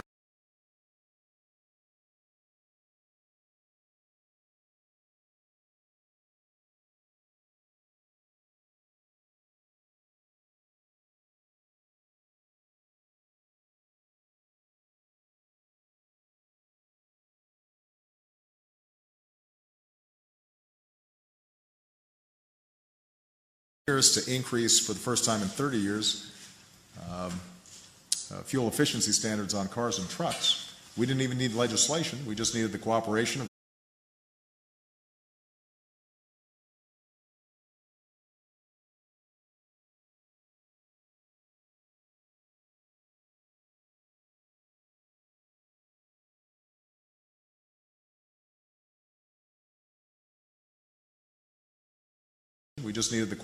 of automakers and auto workers and investors and other shareholders, and that's going to move us forward in a serious way. So, I think when it comes to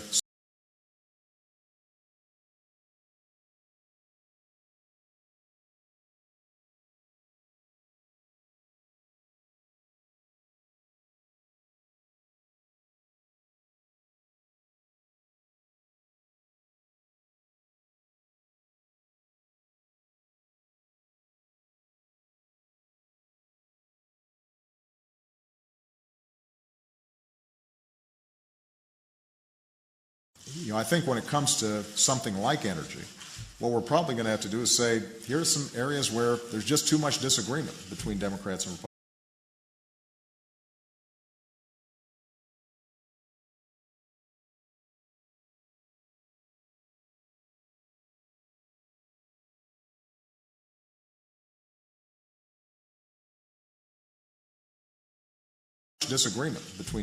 Republicans. We can't get this done right now, but let's not wait. Let's go ahead and start making some progress on the things that we do agree on.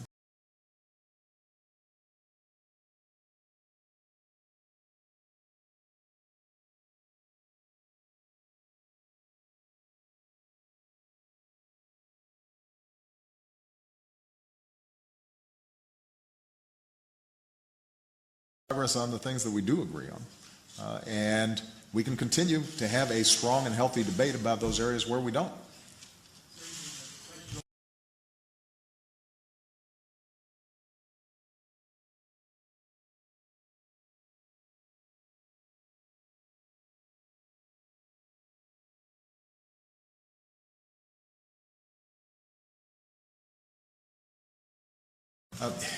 I'm sure there are going to be areas, particularly around, for example, reforming how Washington works, that I'll be interested in. I think the American people want to see more transparency.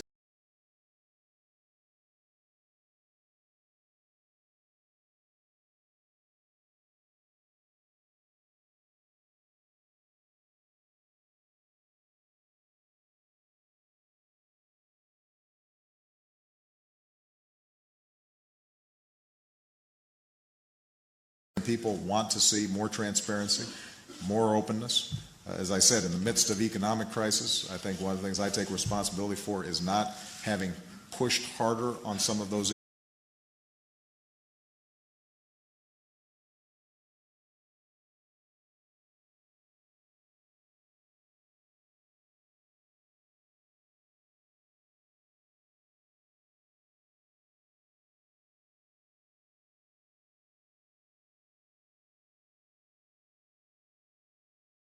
having pushed harder on some of those issues. And I think if you take Republicans and Democrats at their word, this is an area that they want to deliver on for the American people. I want to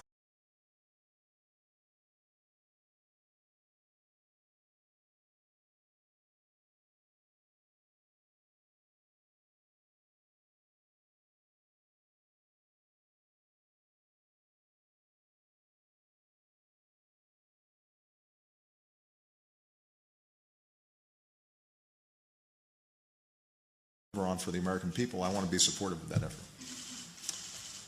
Jake Tapper. Thank you, Mr. President. I have a policy question and a personal one. The policy question is, you talked about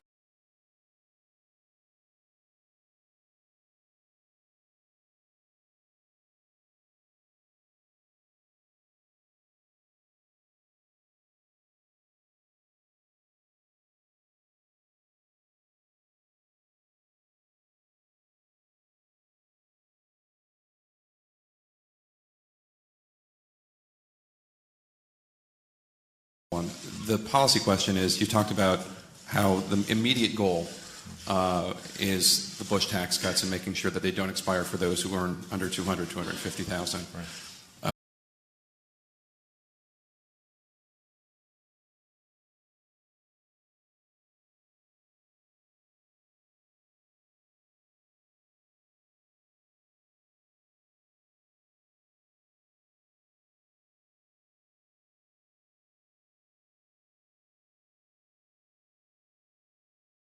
$250,000. Right. Republicans disagree with that strongly. They want all of the Bush tax cuts extended. Are you willing to compromise on that? Are you willing to negotiate it all?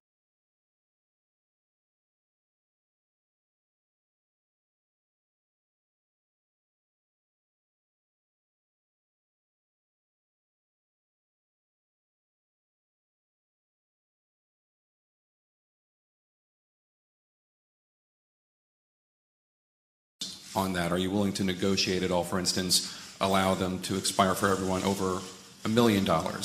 Where are you willing to budge on that? And the second one is, President.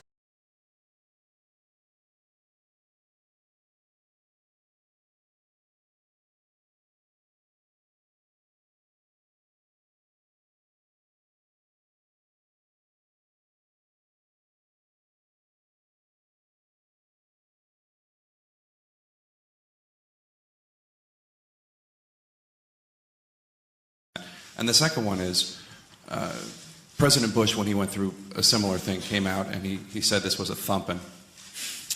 You talked about how it was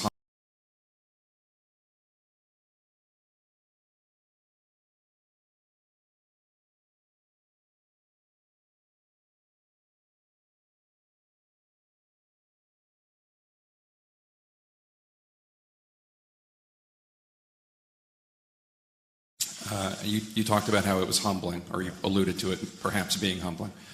And I'm wondering, when you call your friends, like Congressman Perriello or Governor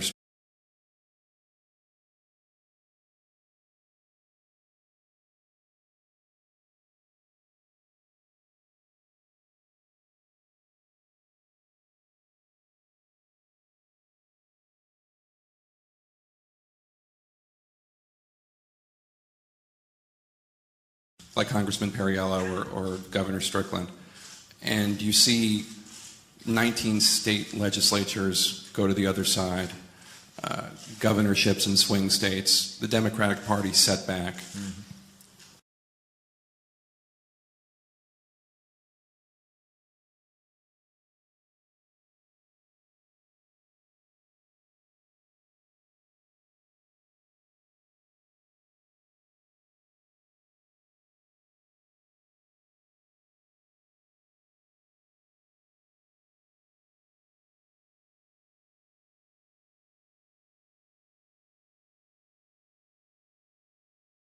The Democratic Party set back.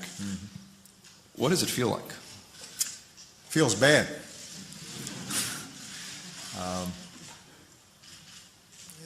The toughest thing over the last couple of days is seeing really terrific public servants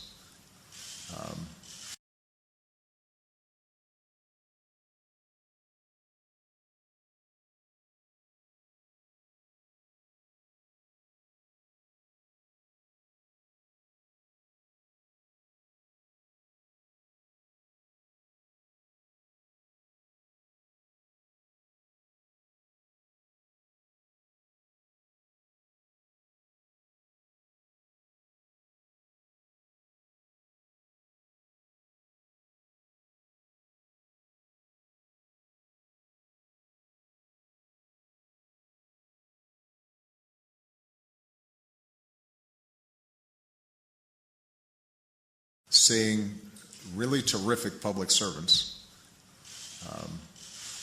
not have the opportunity to serve anymore, at least in the short term. And you mentioned there are just some terrific members of Congress who took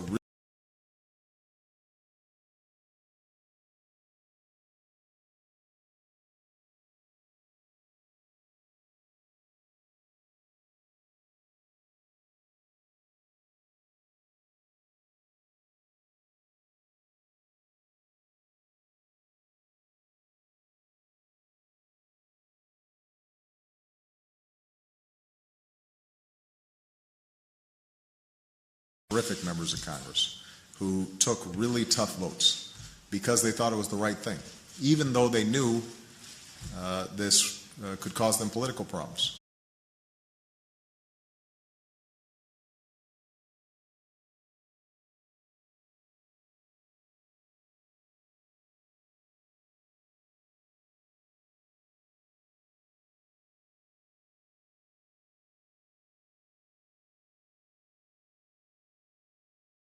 This could cause them political problems. And even though a lot of them came from really tough swing districts or majority Republican districts.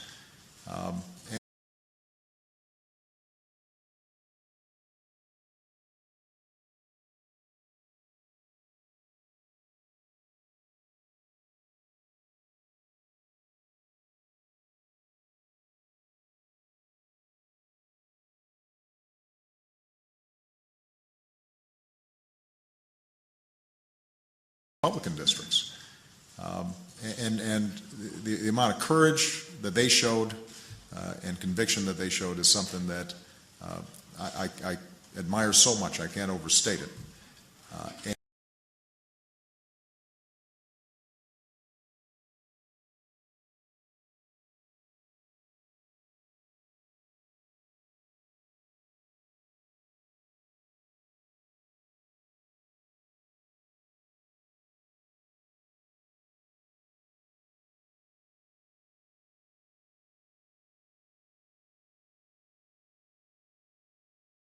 I admire so much, I can't overstate it.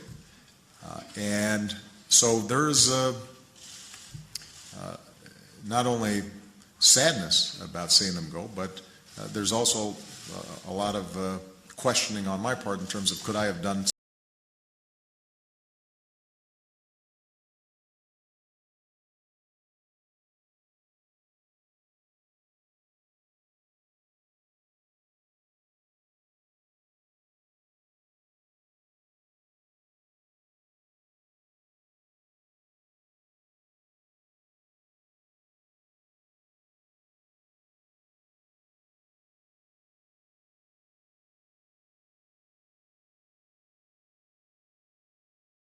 on my part in terms of could I have done something differently or done something more so that those folks would still be here.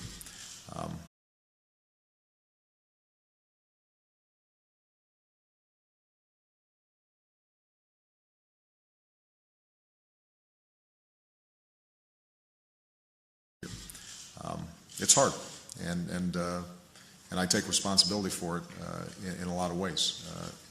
I will tell you they've been incredibly gracious when I have conversations with them, and what they've told.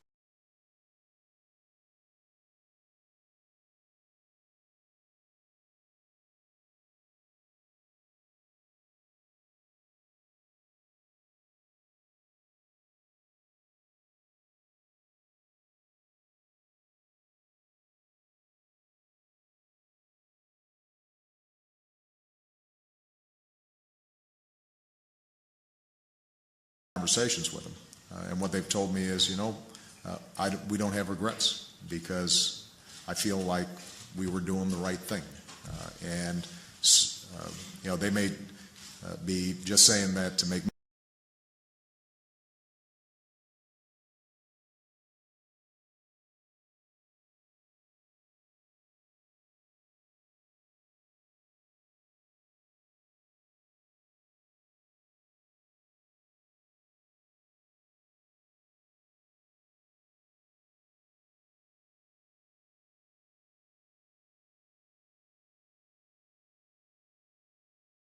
They may be just saying that to make me feel better, which again is a sign of their character and their class, and I hope a lot of them continue.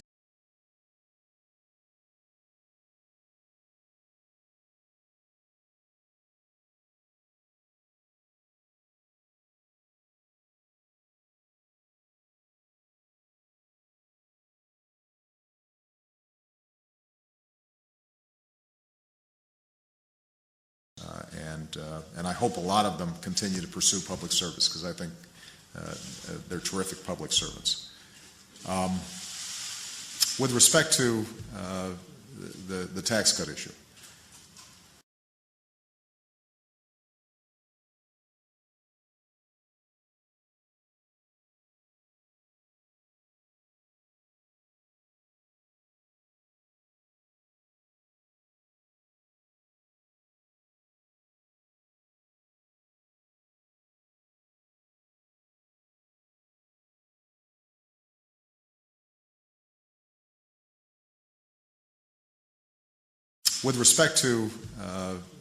the tax cut issue, my goal is to make sure that we don't have a huge spike in taxes for middle-class families.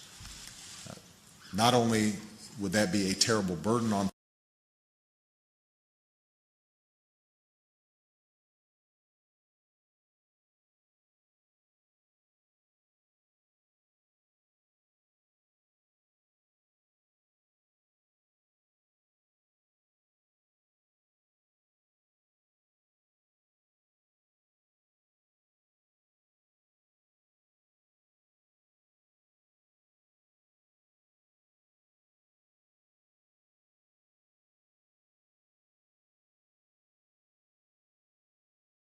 not only would that be a terrible burden on families who are already going through tough times, it would be bad for our economy.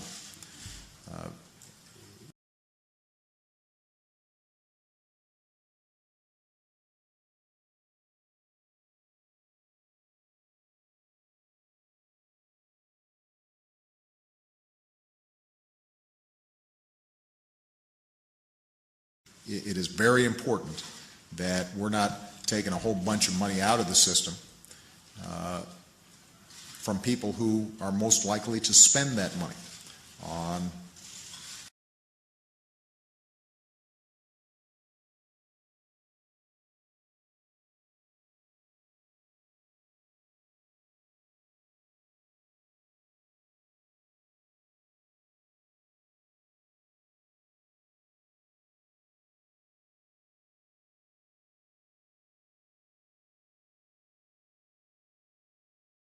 money on goods, services, groceries, buying a new winter coat for the kids. That's also why I think unemployment insurance is important. Not only is it the right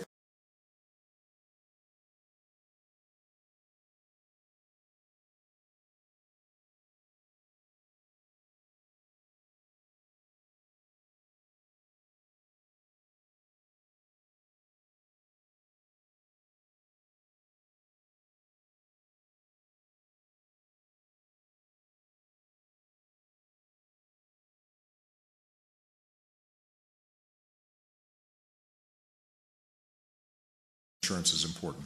Not only is it the right thing to do for folks who are still looking for work and struggling in this really tough economy, but it's the right thing to do for the economy as a whole.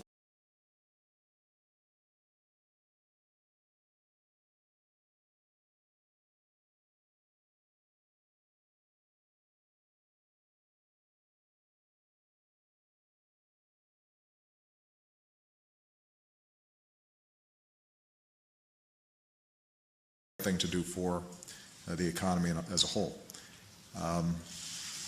So my goal is to sit down with Speaker-elect Boehner and Mitch McConnell, like Harry and Nancy, sometime in the next few weeks, and see where we can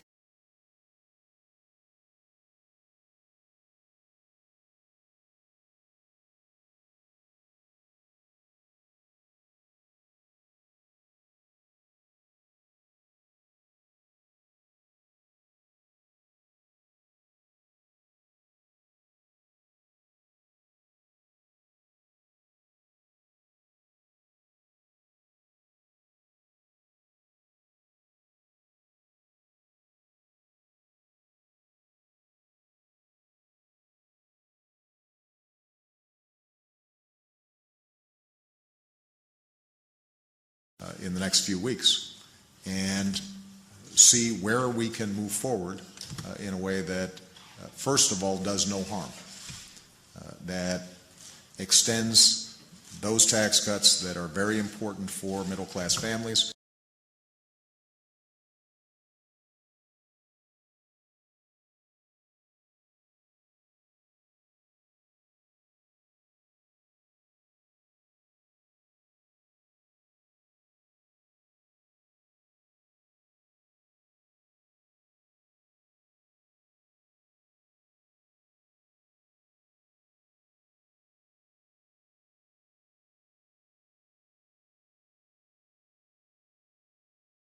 Important for middle-class families, also extends those provisions that are important to encourage businesses to invest and provide businesses some certainty over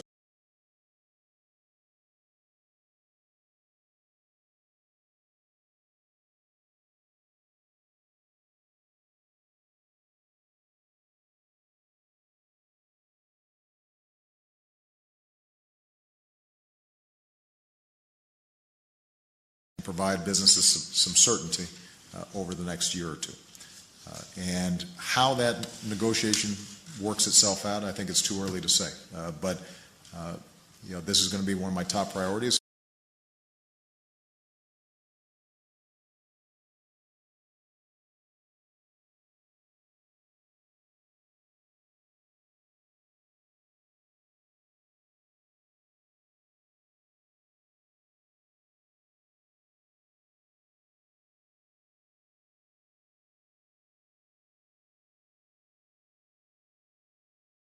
Going to be one of my top priorities, and my hope is that given we all have an interest in growing the economy and encouraging job growth, that we're not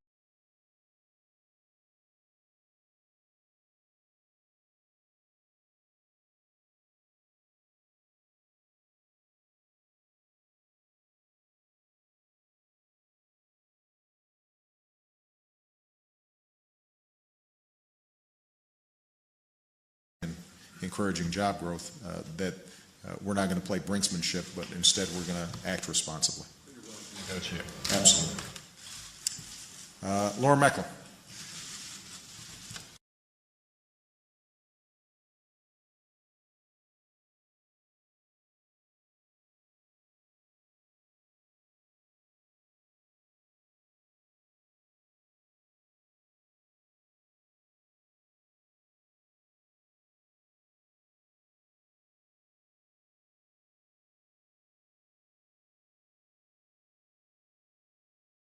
Laura Meckler. Thank you, Mr. President. You said earlier that it was clear that the Congress was rejecting the idea of a cap and trade program and that you wouldn't be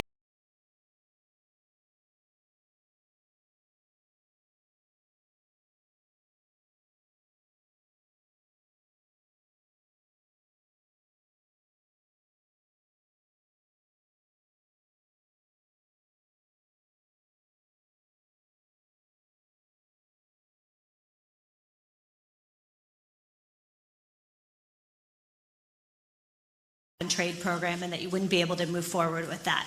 Looking ahead, do you feel the same way about EPA regulating carbon emissions? Would you be open to them doing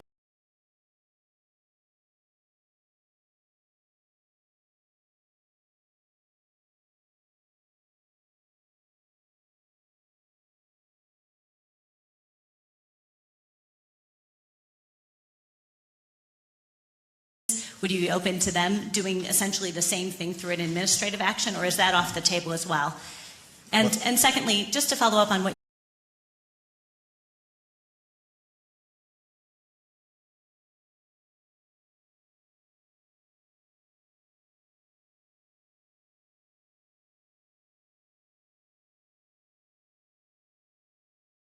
And secondly, just to follow up on what you said about changing the way Washington works, do you think that you said you didn't do enough to change the way things were handled in this?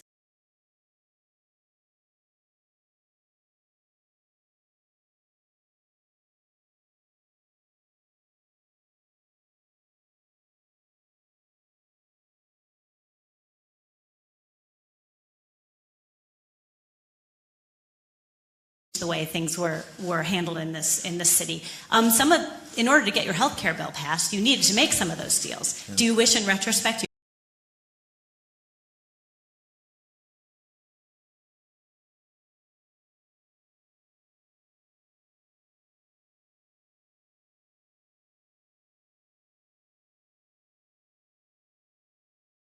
those deals? Yeah. Do you wish, in retrospect, you had not made those deals, and even if it meant the collapse of the program? I think that making sure that families had secure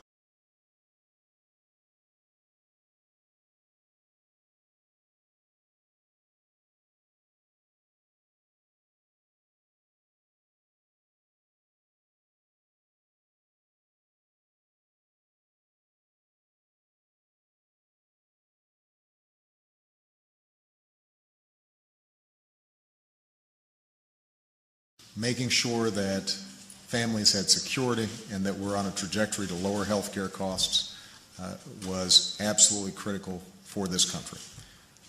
But you are absolutely right that when you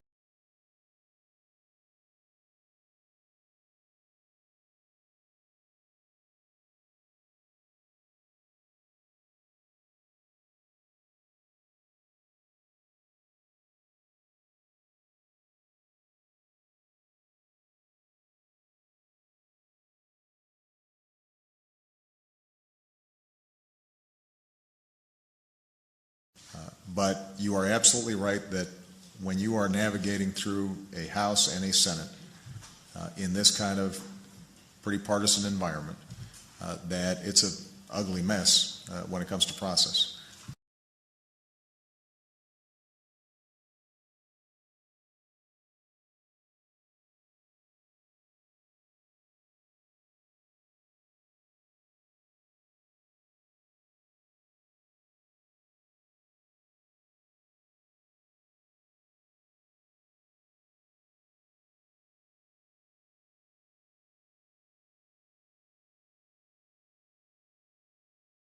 mess when it comes to process. I think that is something that really affected how people view the outcome. That is something that I regret.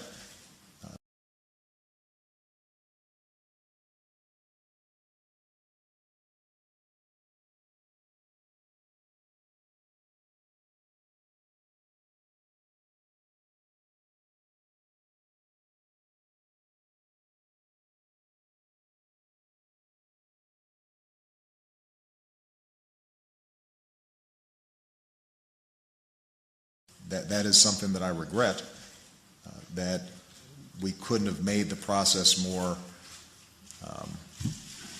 healthier than it ended up being. But I think the outcome was a good one.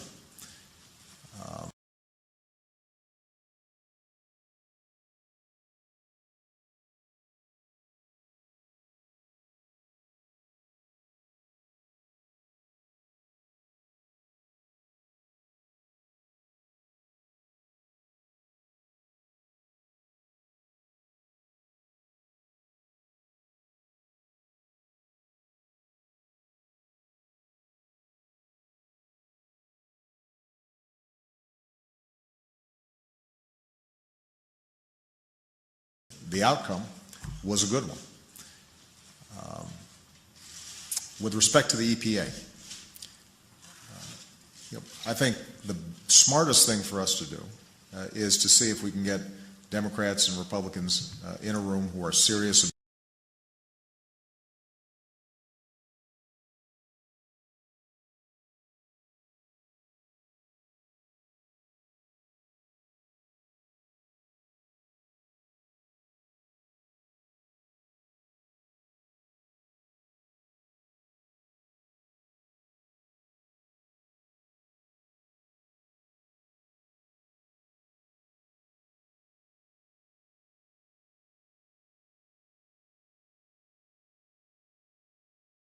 Republicans in a room who are serious about energy independence and are serious about keeping our air clean and our water clean and dealing with the issue of greenhouse gases and seeing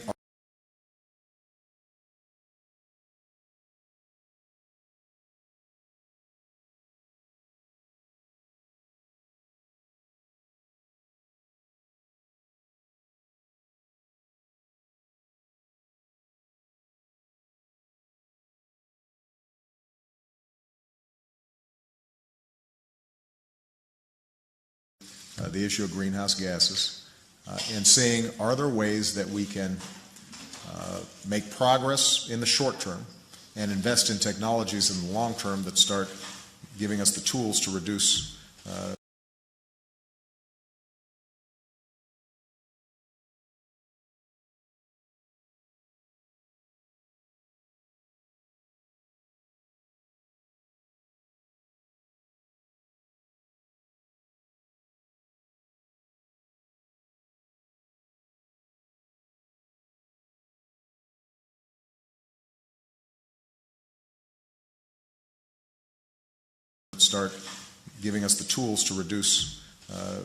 greenhouse gases and solve this problem. The EPA is under a court order that says greenhouse gases are a pollutant that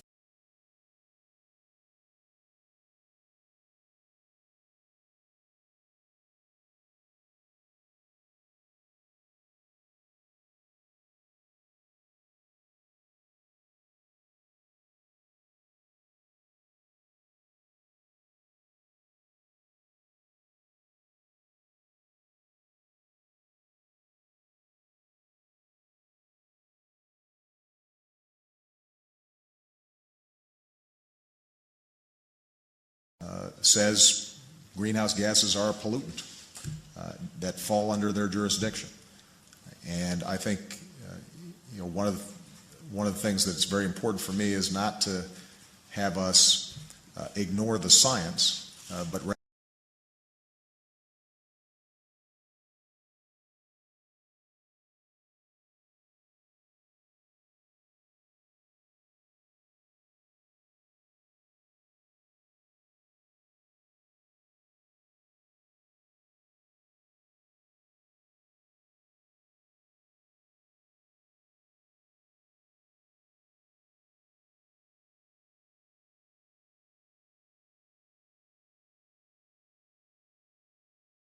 to have us ignore the science, but rather to find ways that we can solve these problems that don't hurt the economy, that encourage the development of clean energy in this country.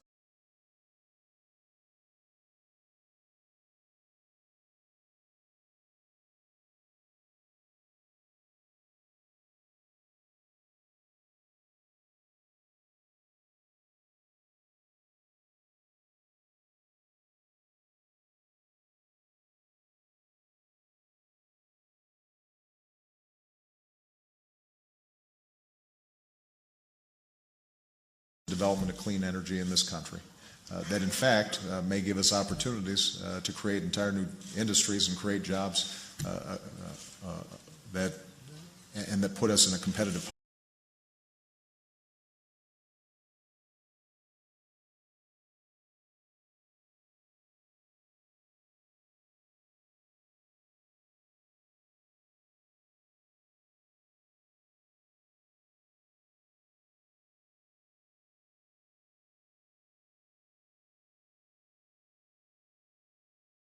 And that put us in a competitive posture around the world. So I think it's too early to say whether or not we can make some progress on that front. I think we can. Cap and trade was just one way of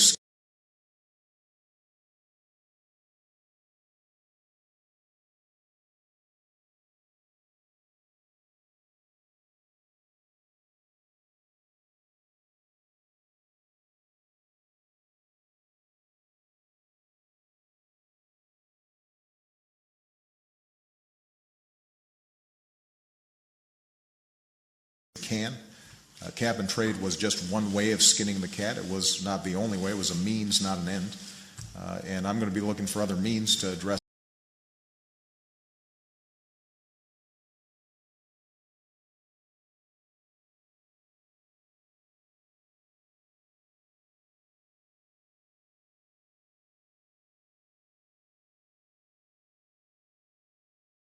Looking for other means to address this problem.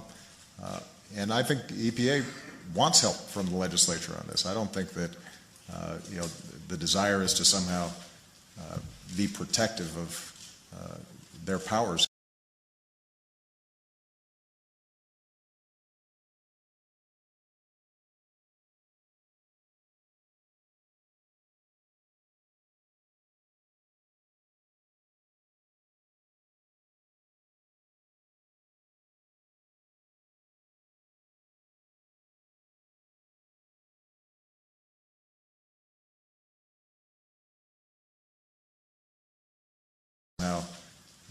Be protective of their powers here. I think what they want to do is make sure that the issue is being dealt with.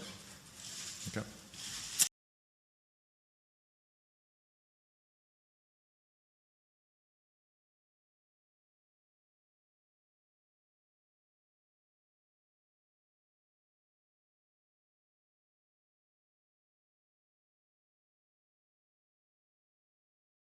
Okay.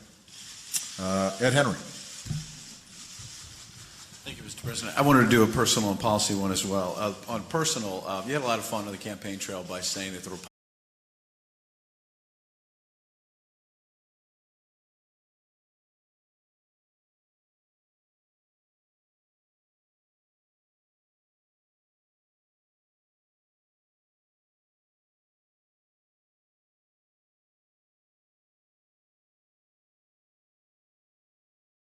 trail by saying that the Republicans were drinking a Slurpee and sitting on the sidelines while you were trying to pull the car out of the ditch. But the point of the story was that you said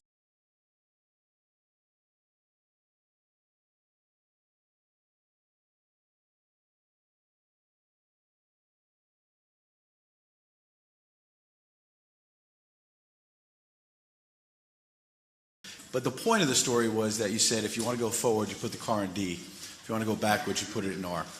Now that there are at least 60 House districts that seem to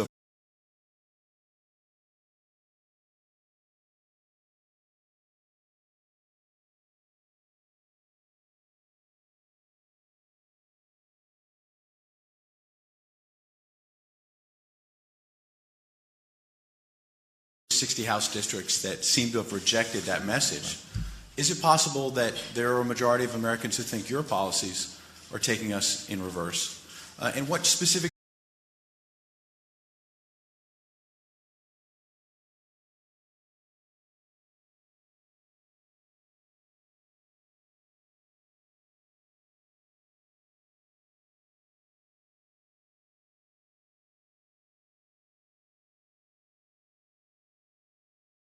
taking us in reverse? And what specific changes will you make to your approach to try to fix that and better connect with the American people? And just on a policy front, don't ask, don't tell is something.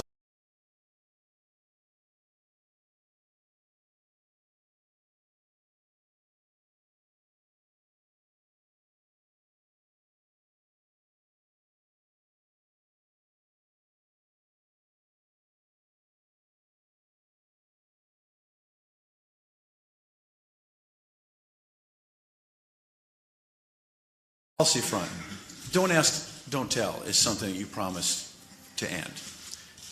And when you had 60 votes and 59 votes in the Senate, it's a tough issue. You haven't been able to do it. But do you know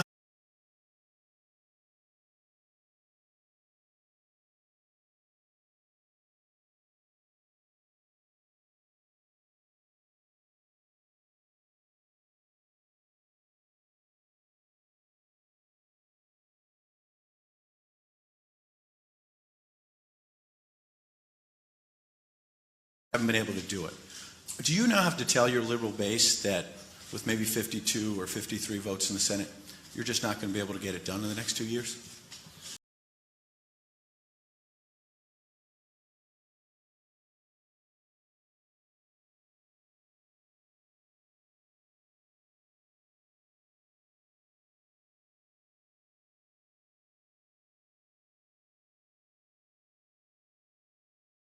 Done in the next 2 years? Well, let me take the second issue first.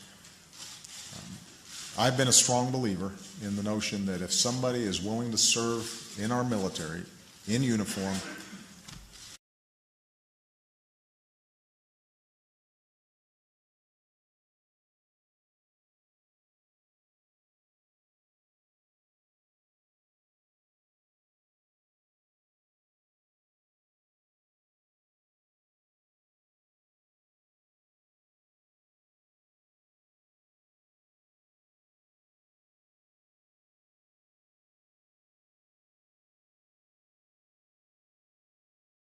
serve in our military in uniform, putting their lives on the line for our security, that they should not be prevented from doing so because of their sexual orientation.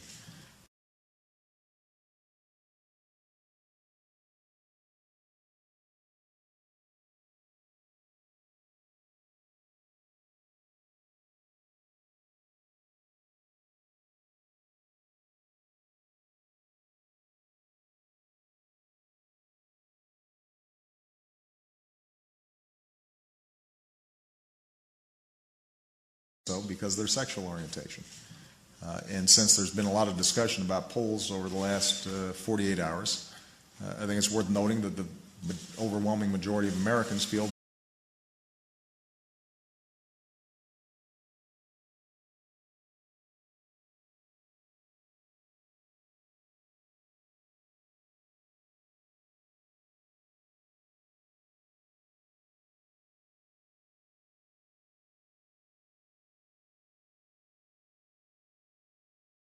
overwhelming majority of Americans feel the same way. It's the right thing to do. Now, as Commander-in-Chief, I've said that making this change needs to be done in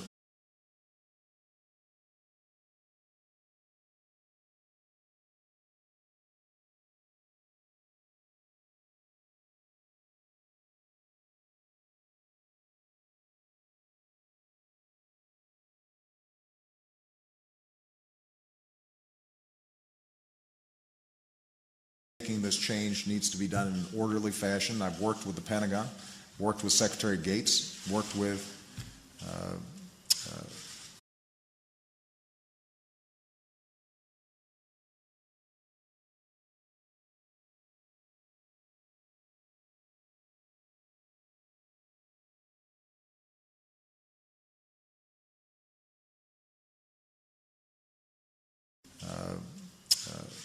Admiral Mullen, to make sure that we are looking at this in a systematic way that maintains good order and discipline, but that we need to change this policy.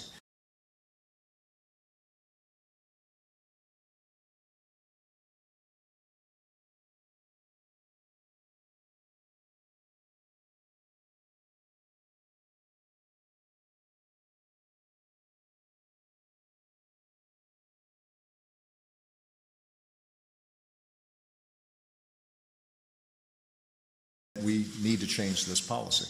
There's going to be a review that comes out at the beginning of the month that will have surveyed attitudes and opinions within the armed forces. I will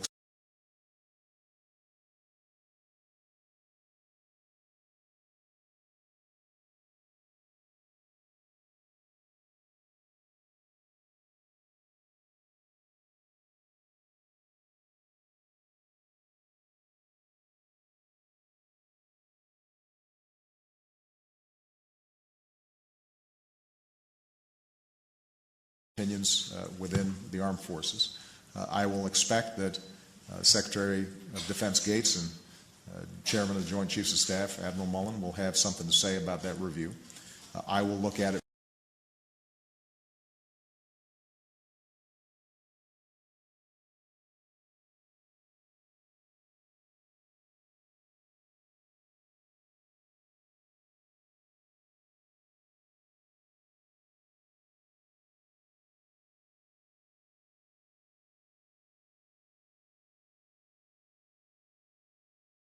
Say about that review. I will look at it very carefully, but that will give us time to act in potentially during the lame duck session to change this policy. Keep in mind we've got a bunch of court cases.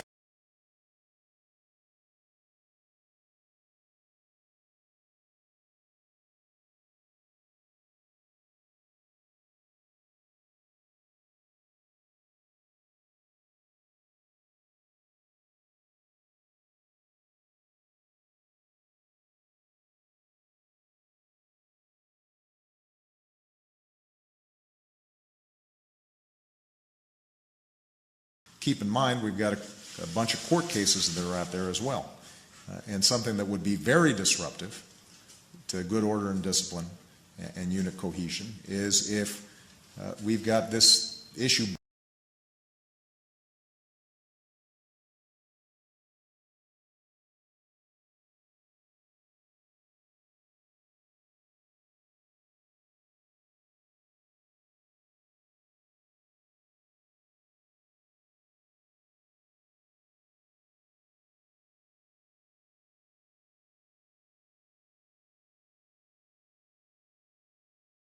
cohesion is if we've got this issue bouncing around in the courts, as it already has over the last several weeks, where the Pentagon and the chain of command doesn't know at any given time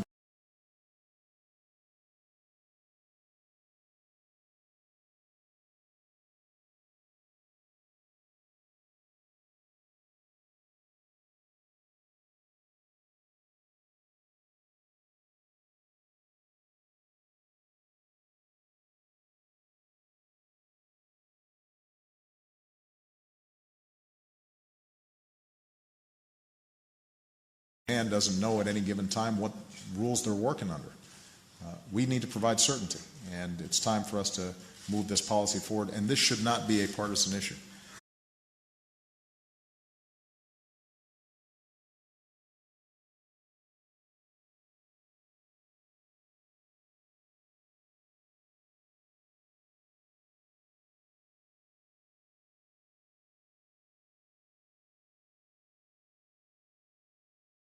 And this should not be a partisan issue. This is an issue, as I said, where you've got a sizable portion of the American people squarely behind the notion that folks who are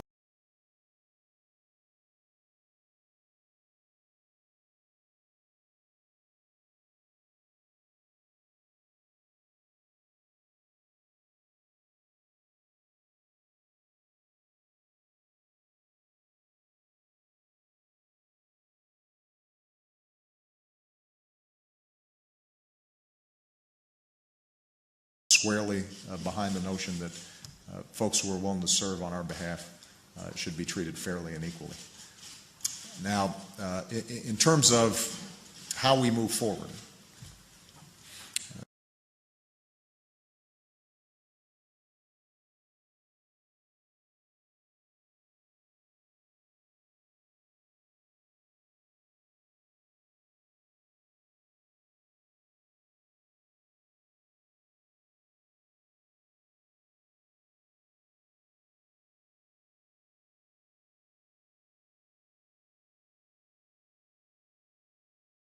I think that the American people understand that we're still digging our way out of a pretty big mess.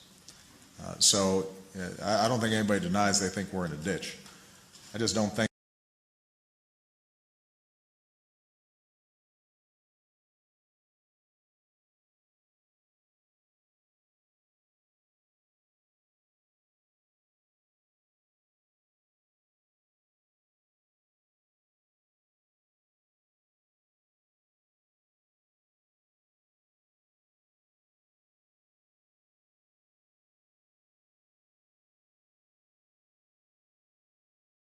we're in a ditch. I just don't think they feel like we've gotten all the way out of the ditch yet. And to move the analogy forward that I used in the campaign, I think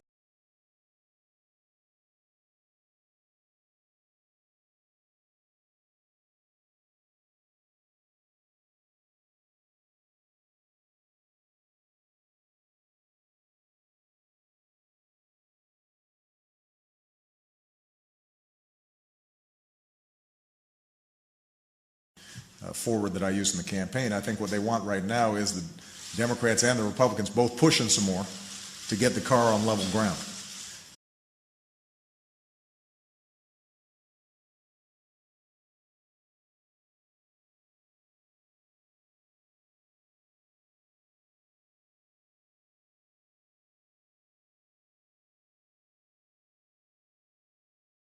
Ground.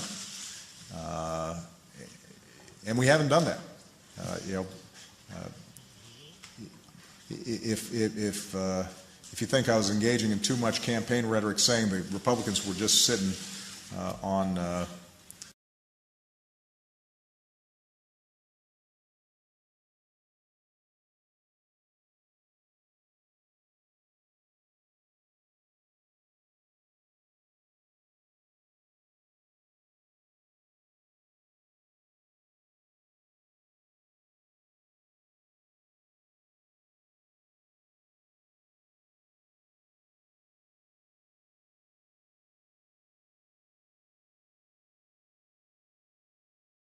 Republicans were just sitting on the side of the road watching us get that car out of the ditch. At the very least, we were pushing in opposite directions.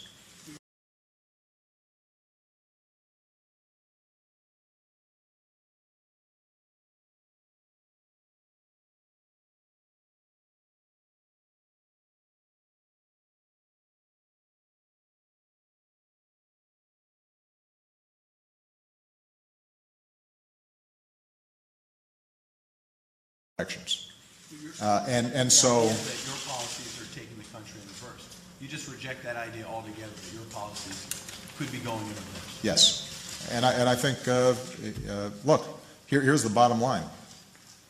When I came into office, this economy was in a free fall.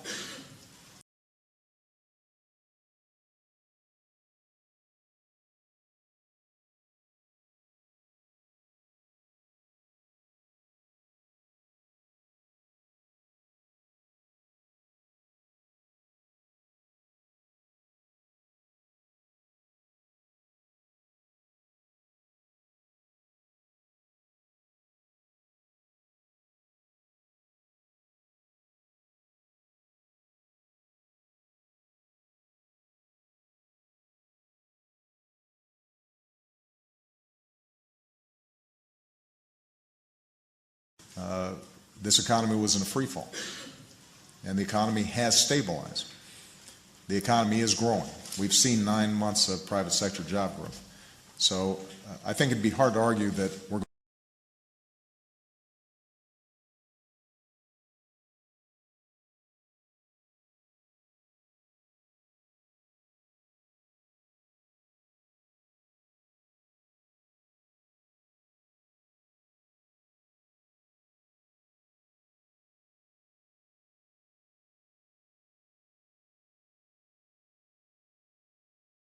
think it'd be hard to argue that we're going backwards. I think what you can argue is we're stuck in neutral. Right?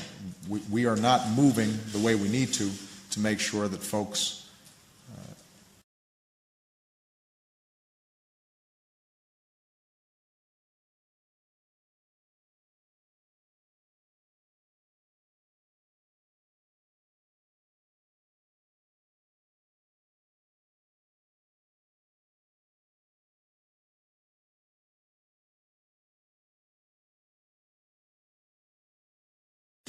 to make sure that folks have the jobs, have the opportunity, are seeing economic growth in their communities the way they need to. And that's going to require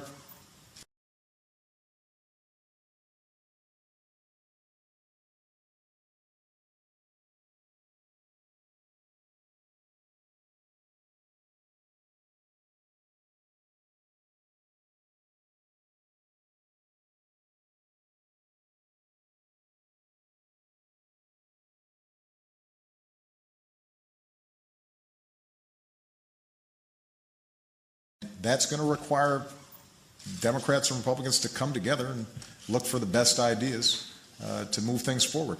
It will not be easy, not just because Democrats and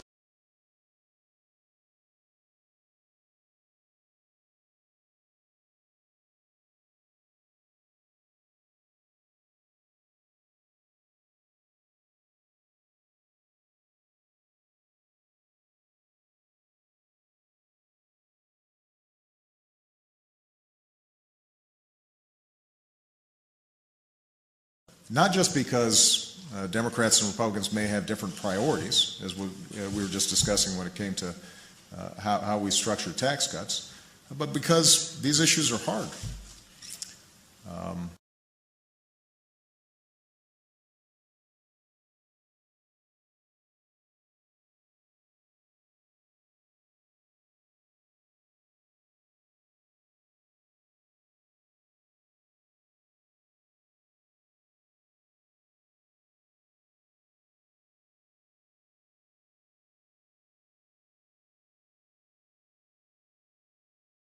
Cuts, but because these issues are hard.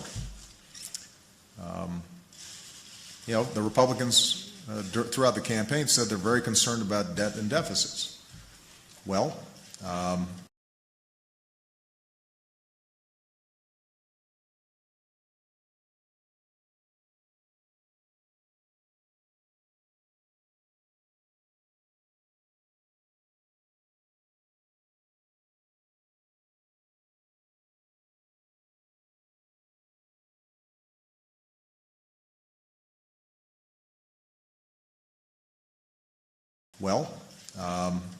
one of the most important things we can do for debt and deficits is economic growth. So what other proposals do they have to grow the economy?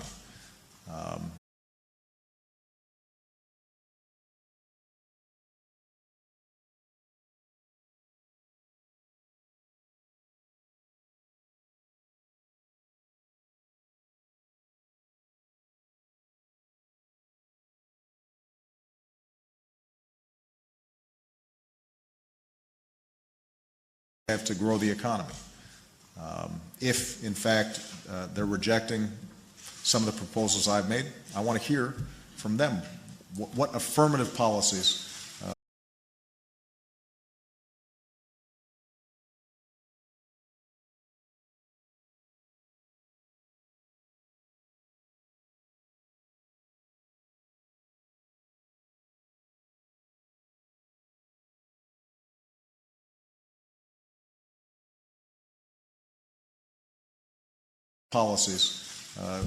can make a difference in terms of encouraging job growth and promoting the economy. Because I don't think that tax cuts alone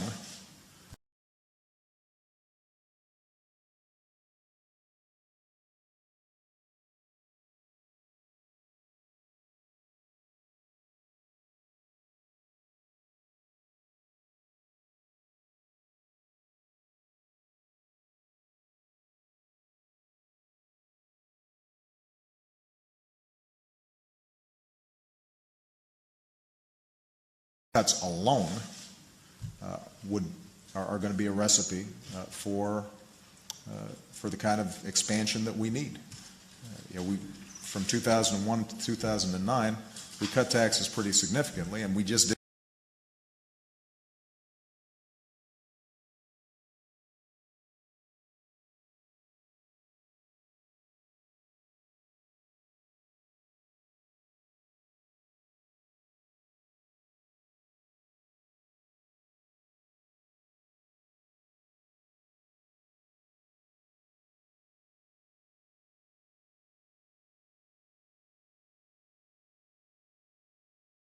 Taxes pretty significantly, and we just didn't see the kind of expansion that is going to be necessary in terms of driving the unemployment rate down significantly. So I think what we're going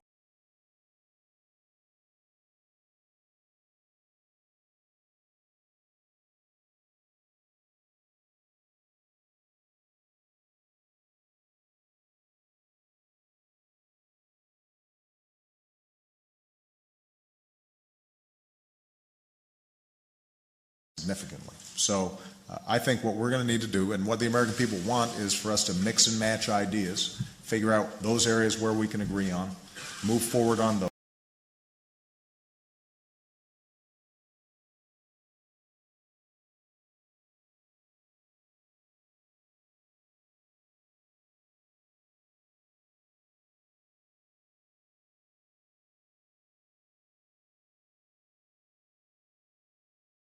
We can agree on, move forward on those, disagree without being disagreeable on those areas that we can't agree on. If we accomplish that, then there will be time for politics later, but over the next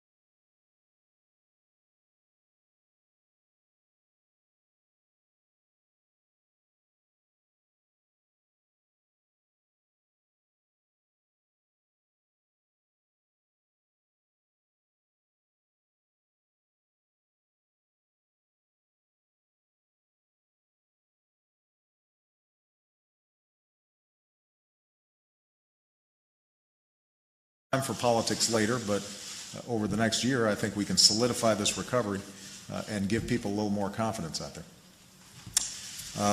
Hans Nichols.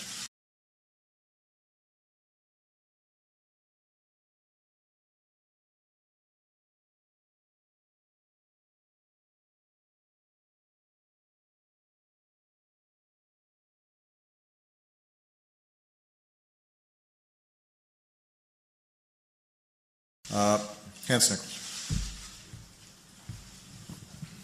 Thank you, Mr. President. I want to ask if you're going to have John Boehner over for a Slurpee, but I actually have a serious question. I might serve a serious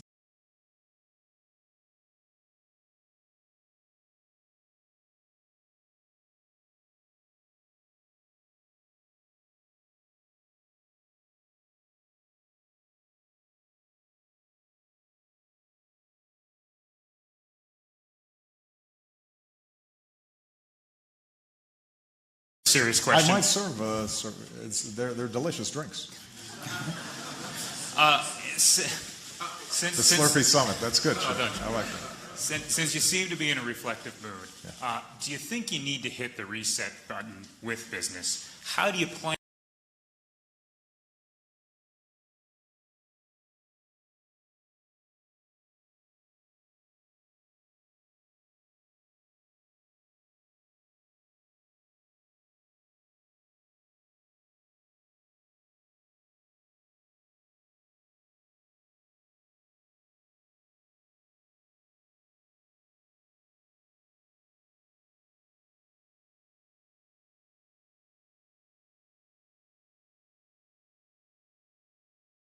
Button with business. How do you plan to set that reset button with business? Would you include anything beyond your Cleveland speech, those proposals, to get them off the side?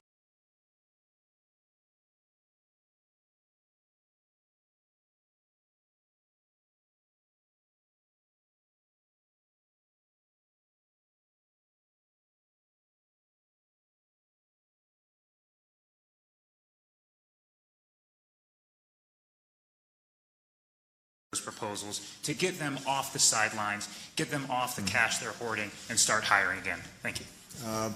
Yeah, I think this is an important question that we've been asking ourselves.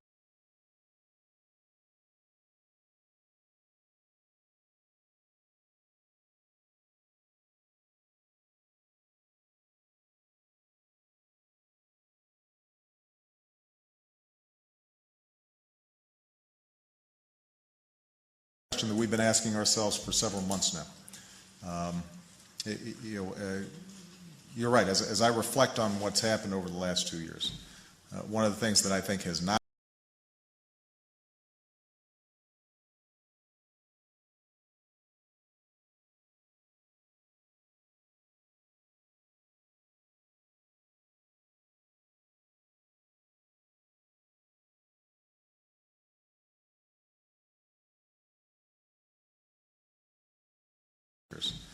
one of the things that I think has not been managed by me as well as it needed to be was finding the right balance in making sure that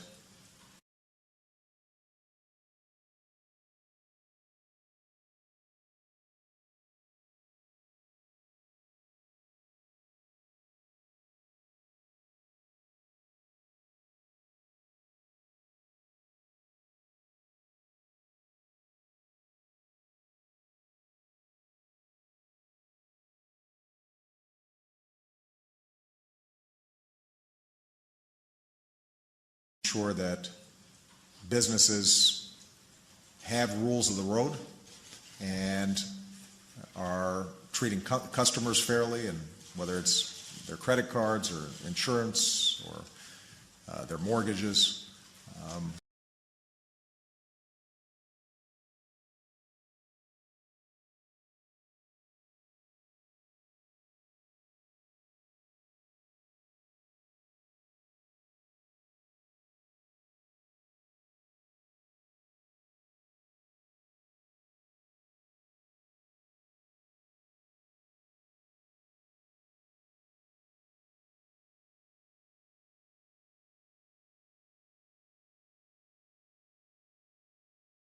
Their mortgages, but also making absolutely clear that the only way America succeeds is if businesses are succeeding. The reason we've got a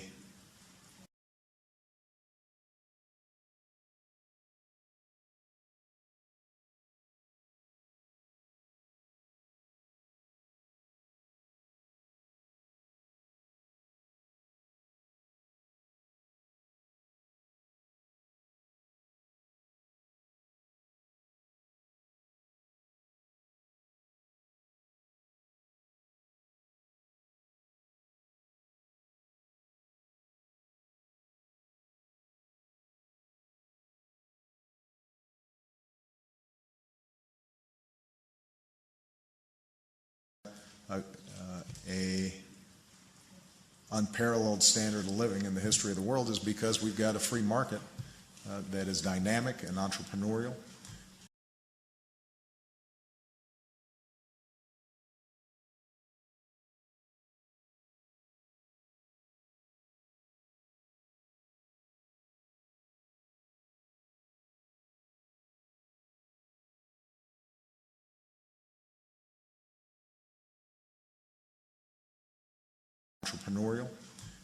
And that free market has to be nurtured and cultivated. And there's no doubt that when you had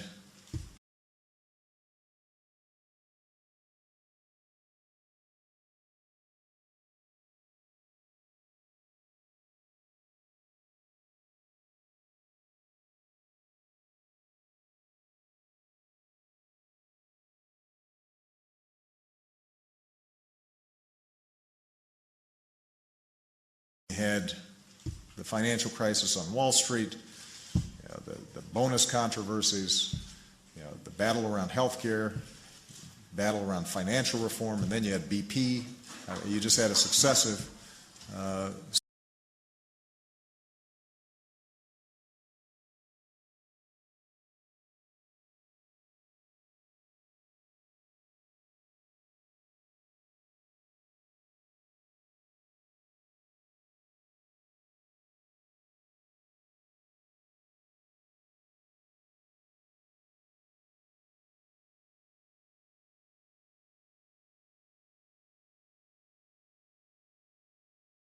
at BP, you just had a successive set of issues in which I think business took the message that, well, gosh, it seems like we may be always painted as the bad.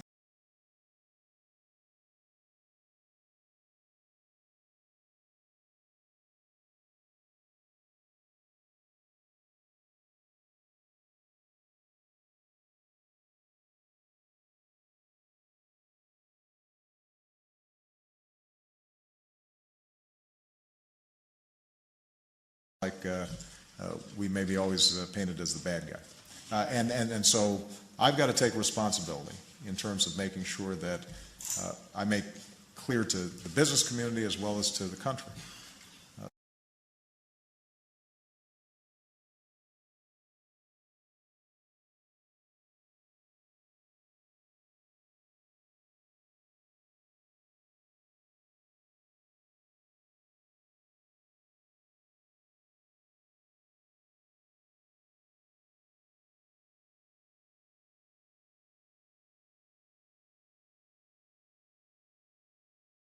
as well as to the country that the most important thing we can do is to boost and encourage our business sector and make sure that they're hiring. And so we do have specific plans in terms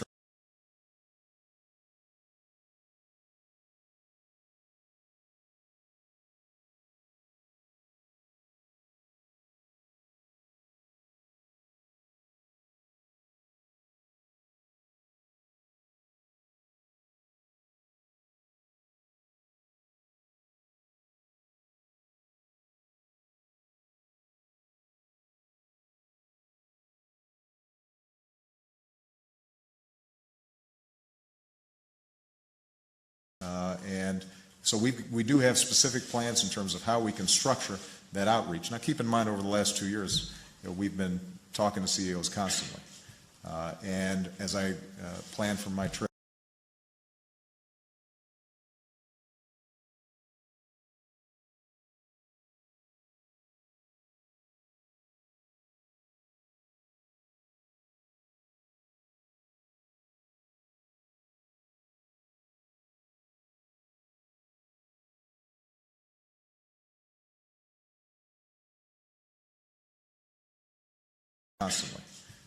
and as I plan for my trip later this week to Asia, the whole focus is on how are we going to open up markets so that American businesses can prosper and we can sell more.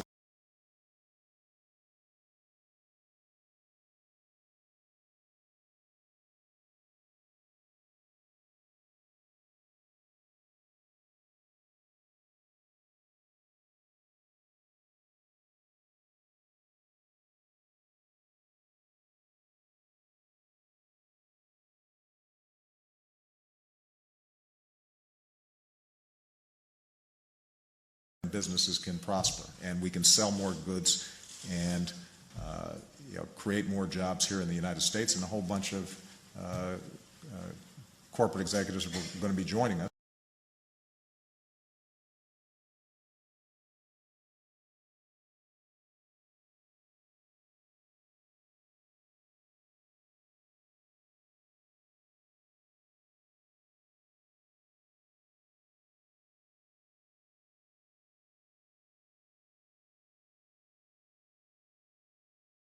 Executives are going to be joining us so that I can help them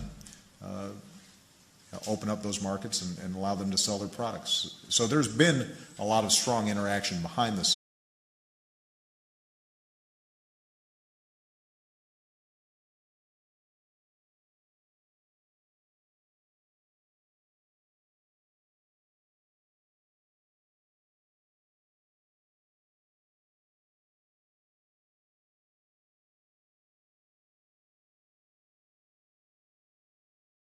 A lot of strong interaction behind the scenes, but I think setting the right tone publicly is going to be important, and it could end up making a difference at the margins in terms of how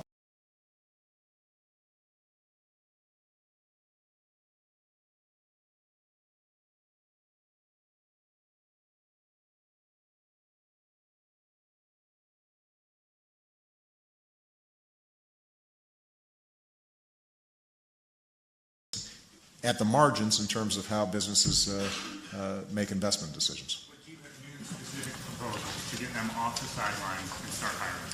Well, I already discussed a couple with Chip that haven't been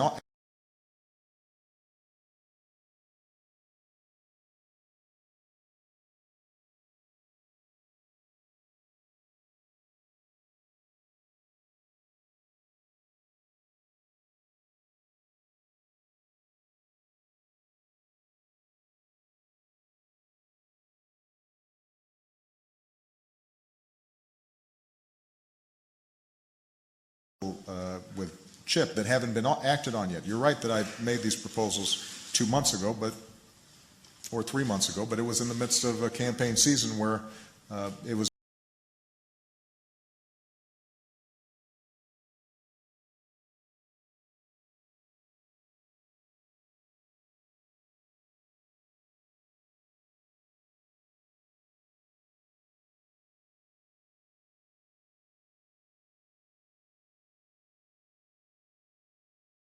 of a campaign season where it was doubtful that they were going to get a full hearing, just because there was so much political noise going on. I think as we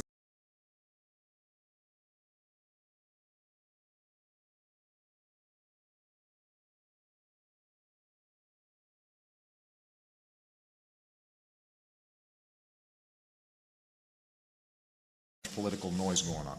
I think as we move forward, sitting down and talking to businesses, figuring out what exactly would help you make more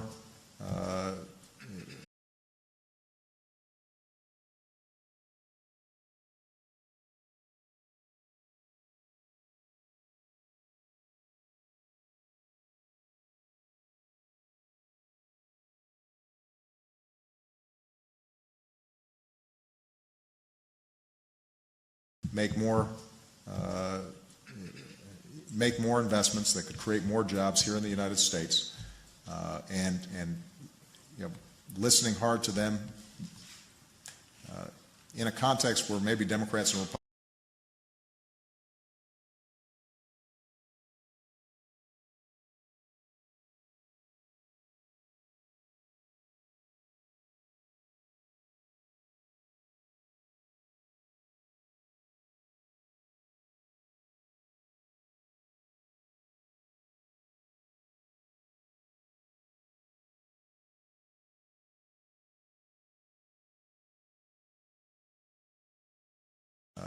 in a context where maybe Democrats and Republicans are together, so we're receiving the same message at the same time, and then acting on that agenda could make a big difference.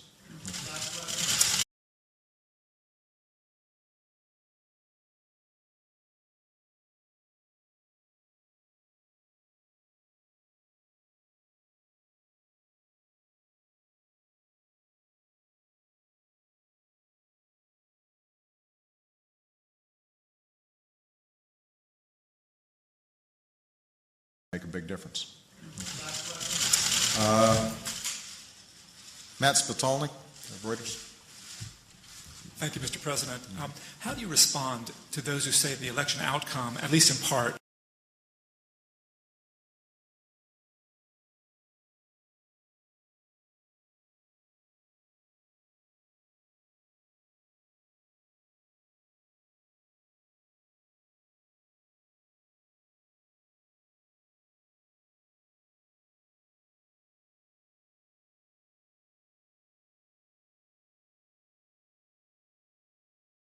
the election outcome, at least in part, was voters saying that they see you as out of touch with their personal economic pain?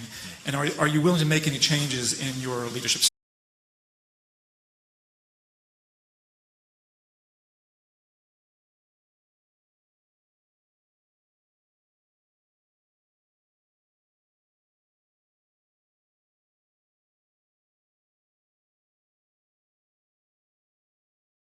Any changes in your leadership style? You know,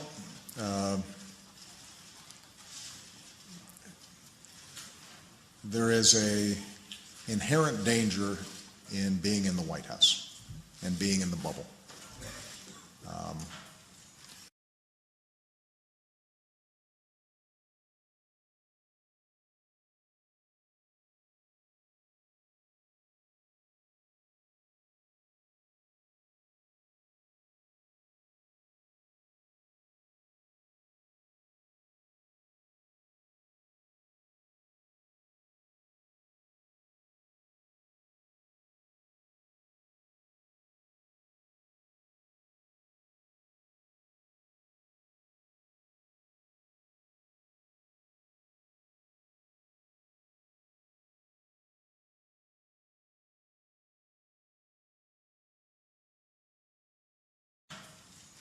I mean, folks didn't have any complaints about my leadership style when I was running around Iowa for a year, and they got a pretty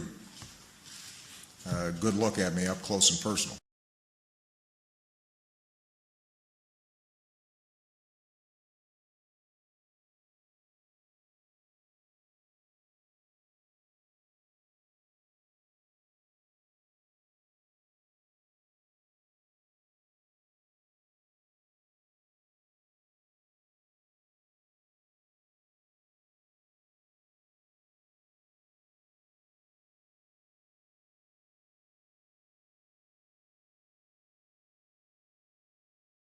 Good look at me up close and personal, and they were able to lift the hood and kick the tires, and I think they understood that my story was theirs. I might have a funny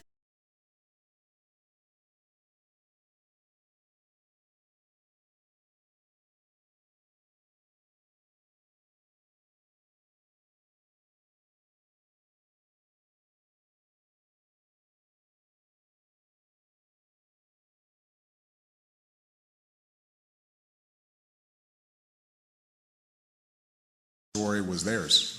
I might have a funny name. I might, have lived in some different places, but the values of hard work and responsibility and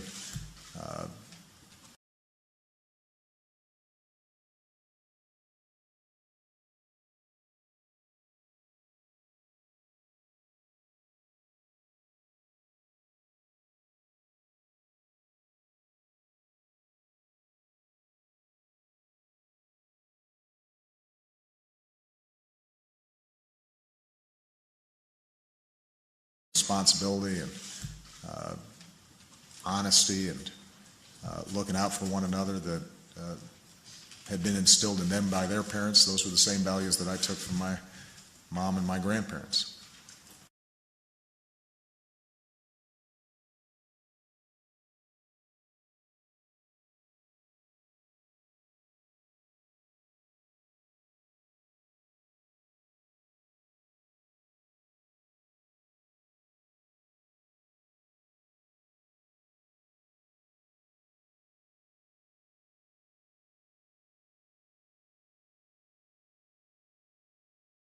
From my mom and my grandparents,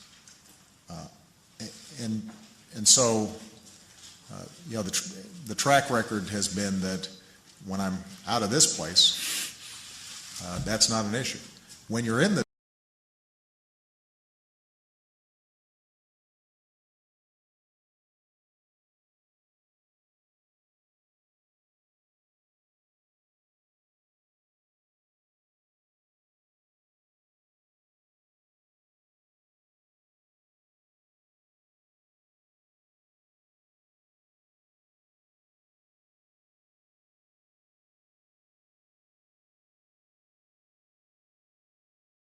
that's not an issue.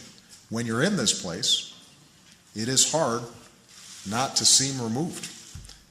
And one of the challenges that we've got to think about is how do I meet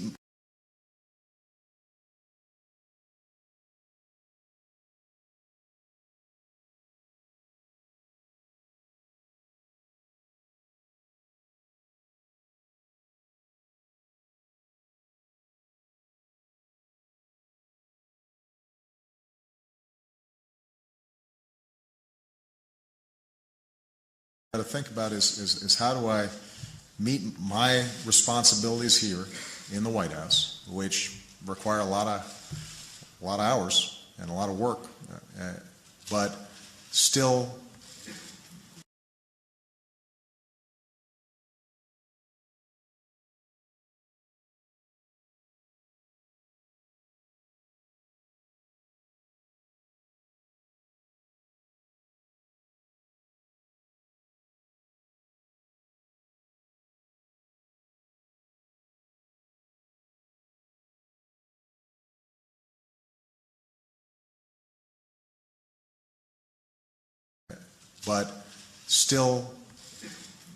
have that opportunity to engage with the American people on a day-to-day basis, and know give them confidence that I'm listening to them.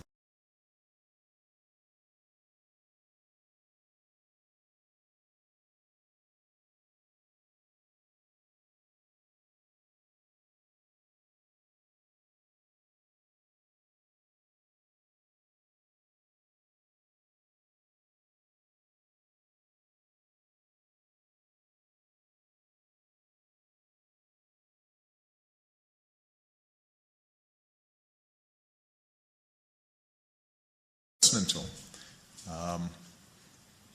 Those letters that I read every night, some of them just break my heart. Some of them provide me encouragement and inspiration.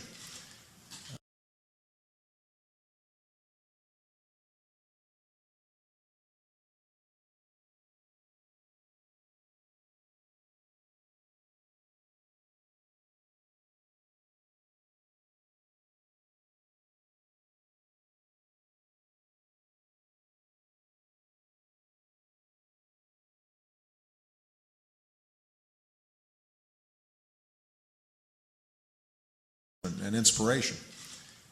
But nobody's filming me reading those letters. And so it's hard, I think, for people to get a sense of, well, how's he taking in all this information?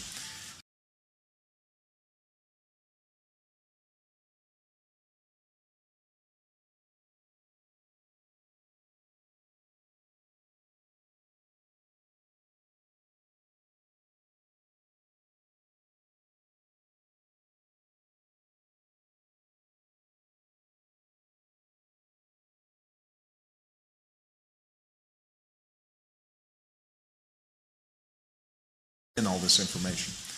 So I think there are more things that we can do to make sure that I'm getting out of here.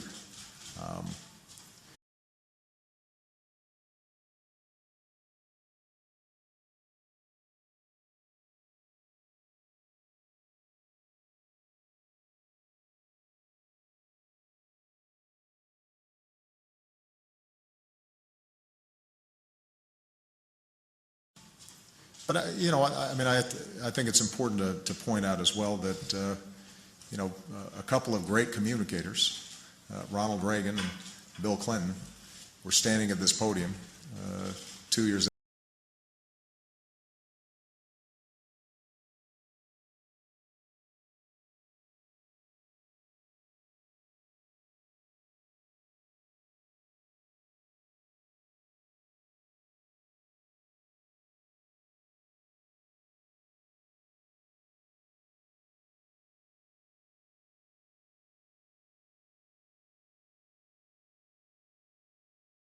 Standing at this podium 2 years into their presidency,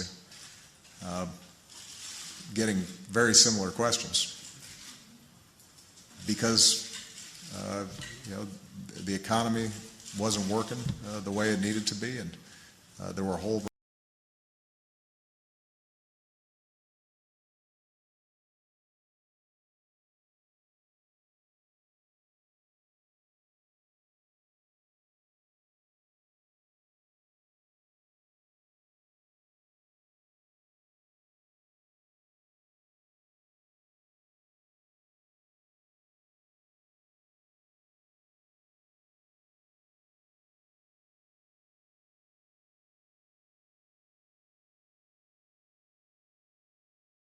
the way it needed to be, and there were a whole range of factors that made people concerned that maybe the party in power wasn't listening to them.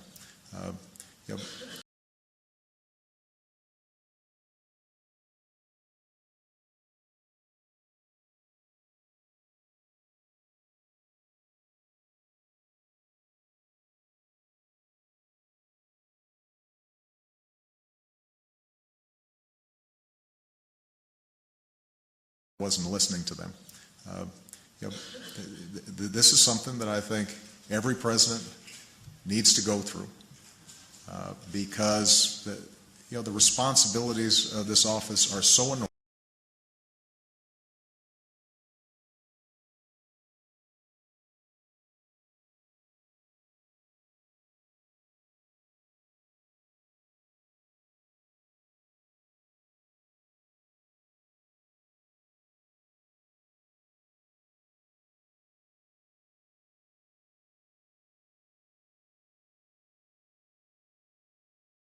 responsibilities of this office are so enormous, and so many people are depending on what we do.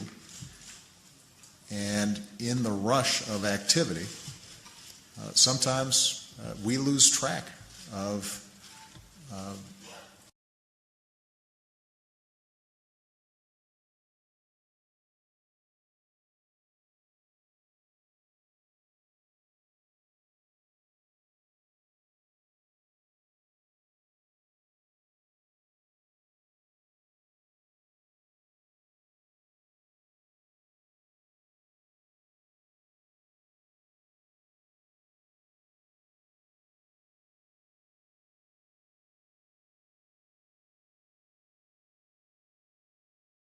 sometimes we lose track of the ways that we connected with folks that got us here in the first place, and that's something that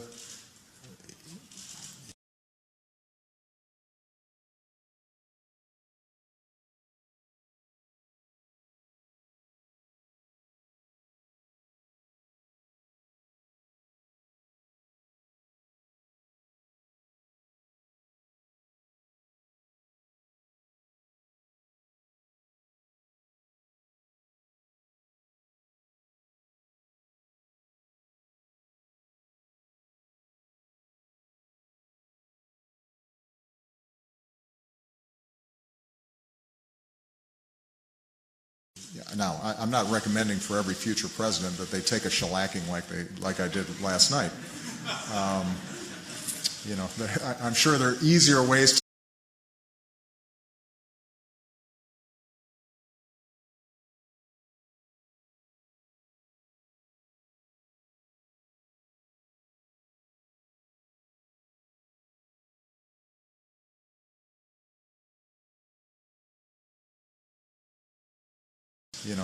I'm sure there are easier ways to learn these lessons, but I do think that this is a growth process and an evolution.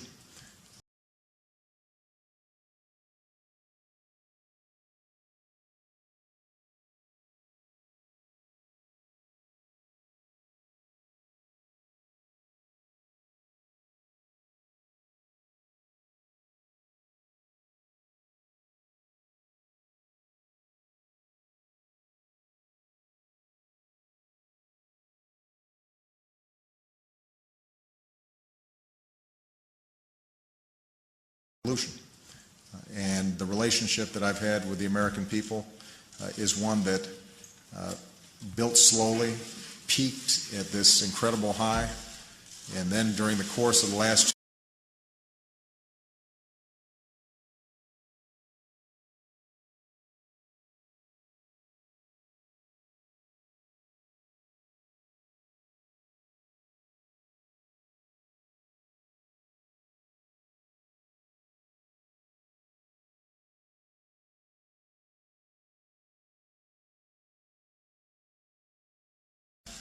And then during the course of the last 2 years, as we've together gone through some very difficult times, has gotten rockier and tougher.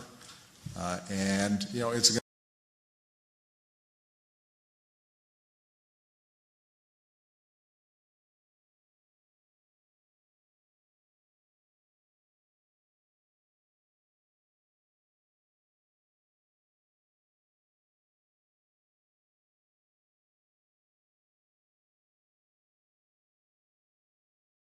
rockier and tougher. And, it's going to, I'm sure, have some more ups and downs during the course of me being in this office. But the one thing that I just want to end on is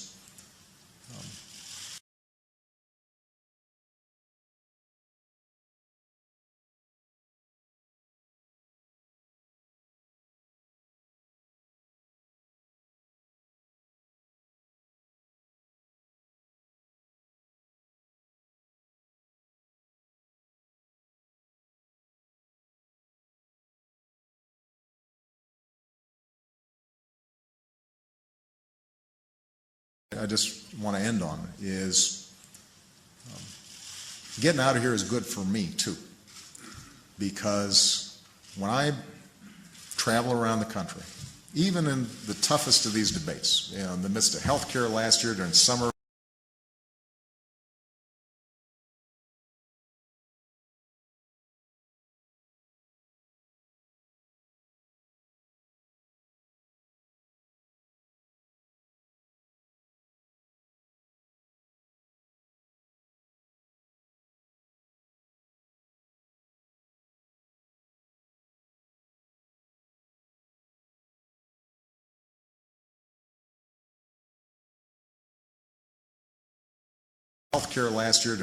when there were protesters about, and when I'm meeting families who've lost loved ones in Afghanistan or Iraq.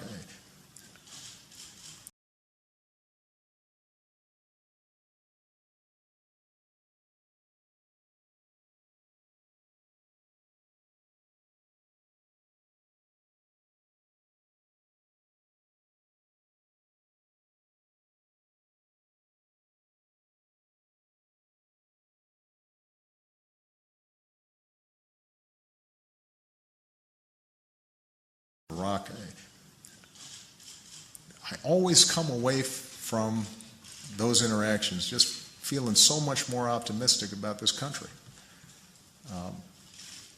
We have such good and decent people who, on a day-to-day basis, are finding all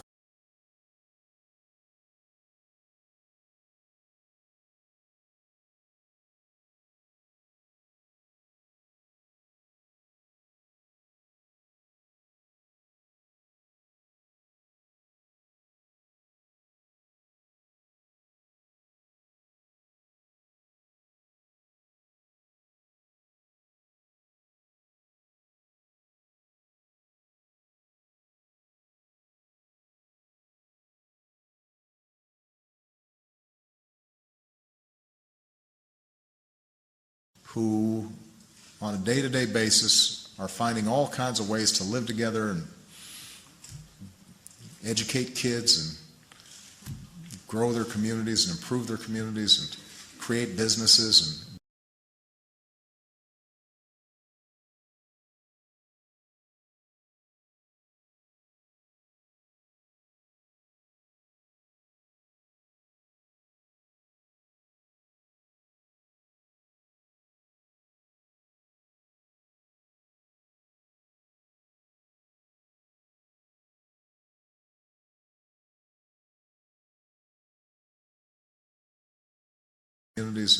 create businesses and work together to create great new products and services. And, the American people always make me optimistic, and that's why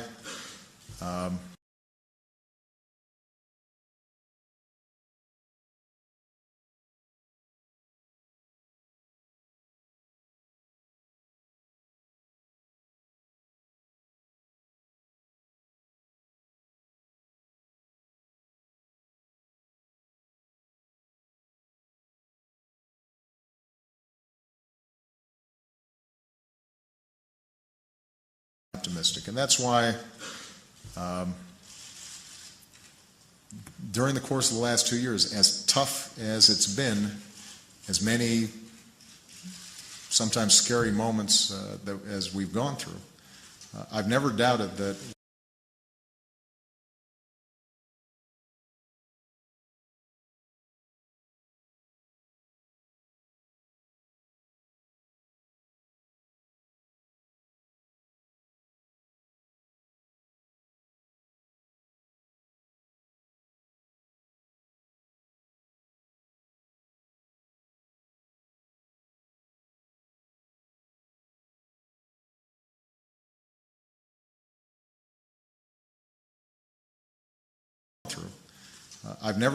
that we're going to emerge stronger than we were before.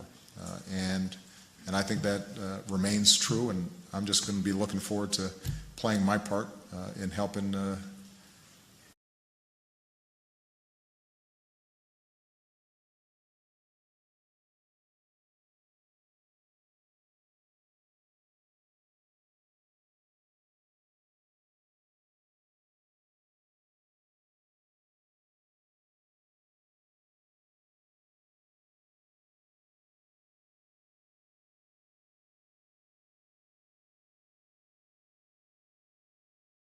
forward to playing my part in helping that journey along.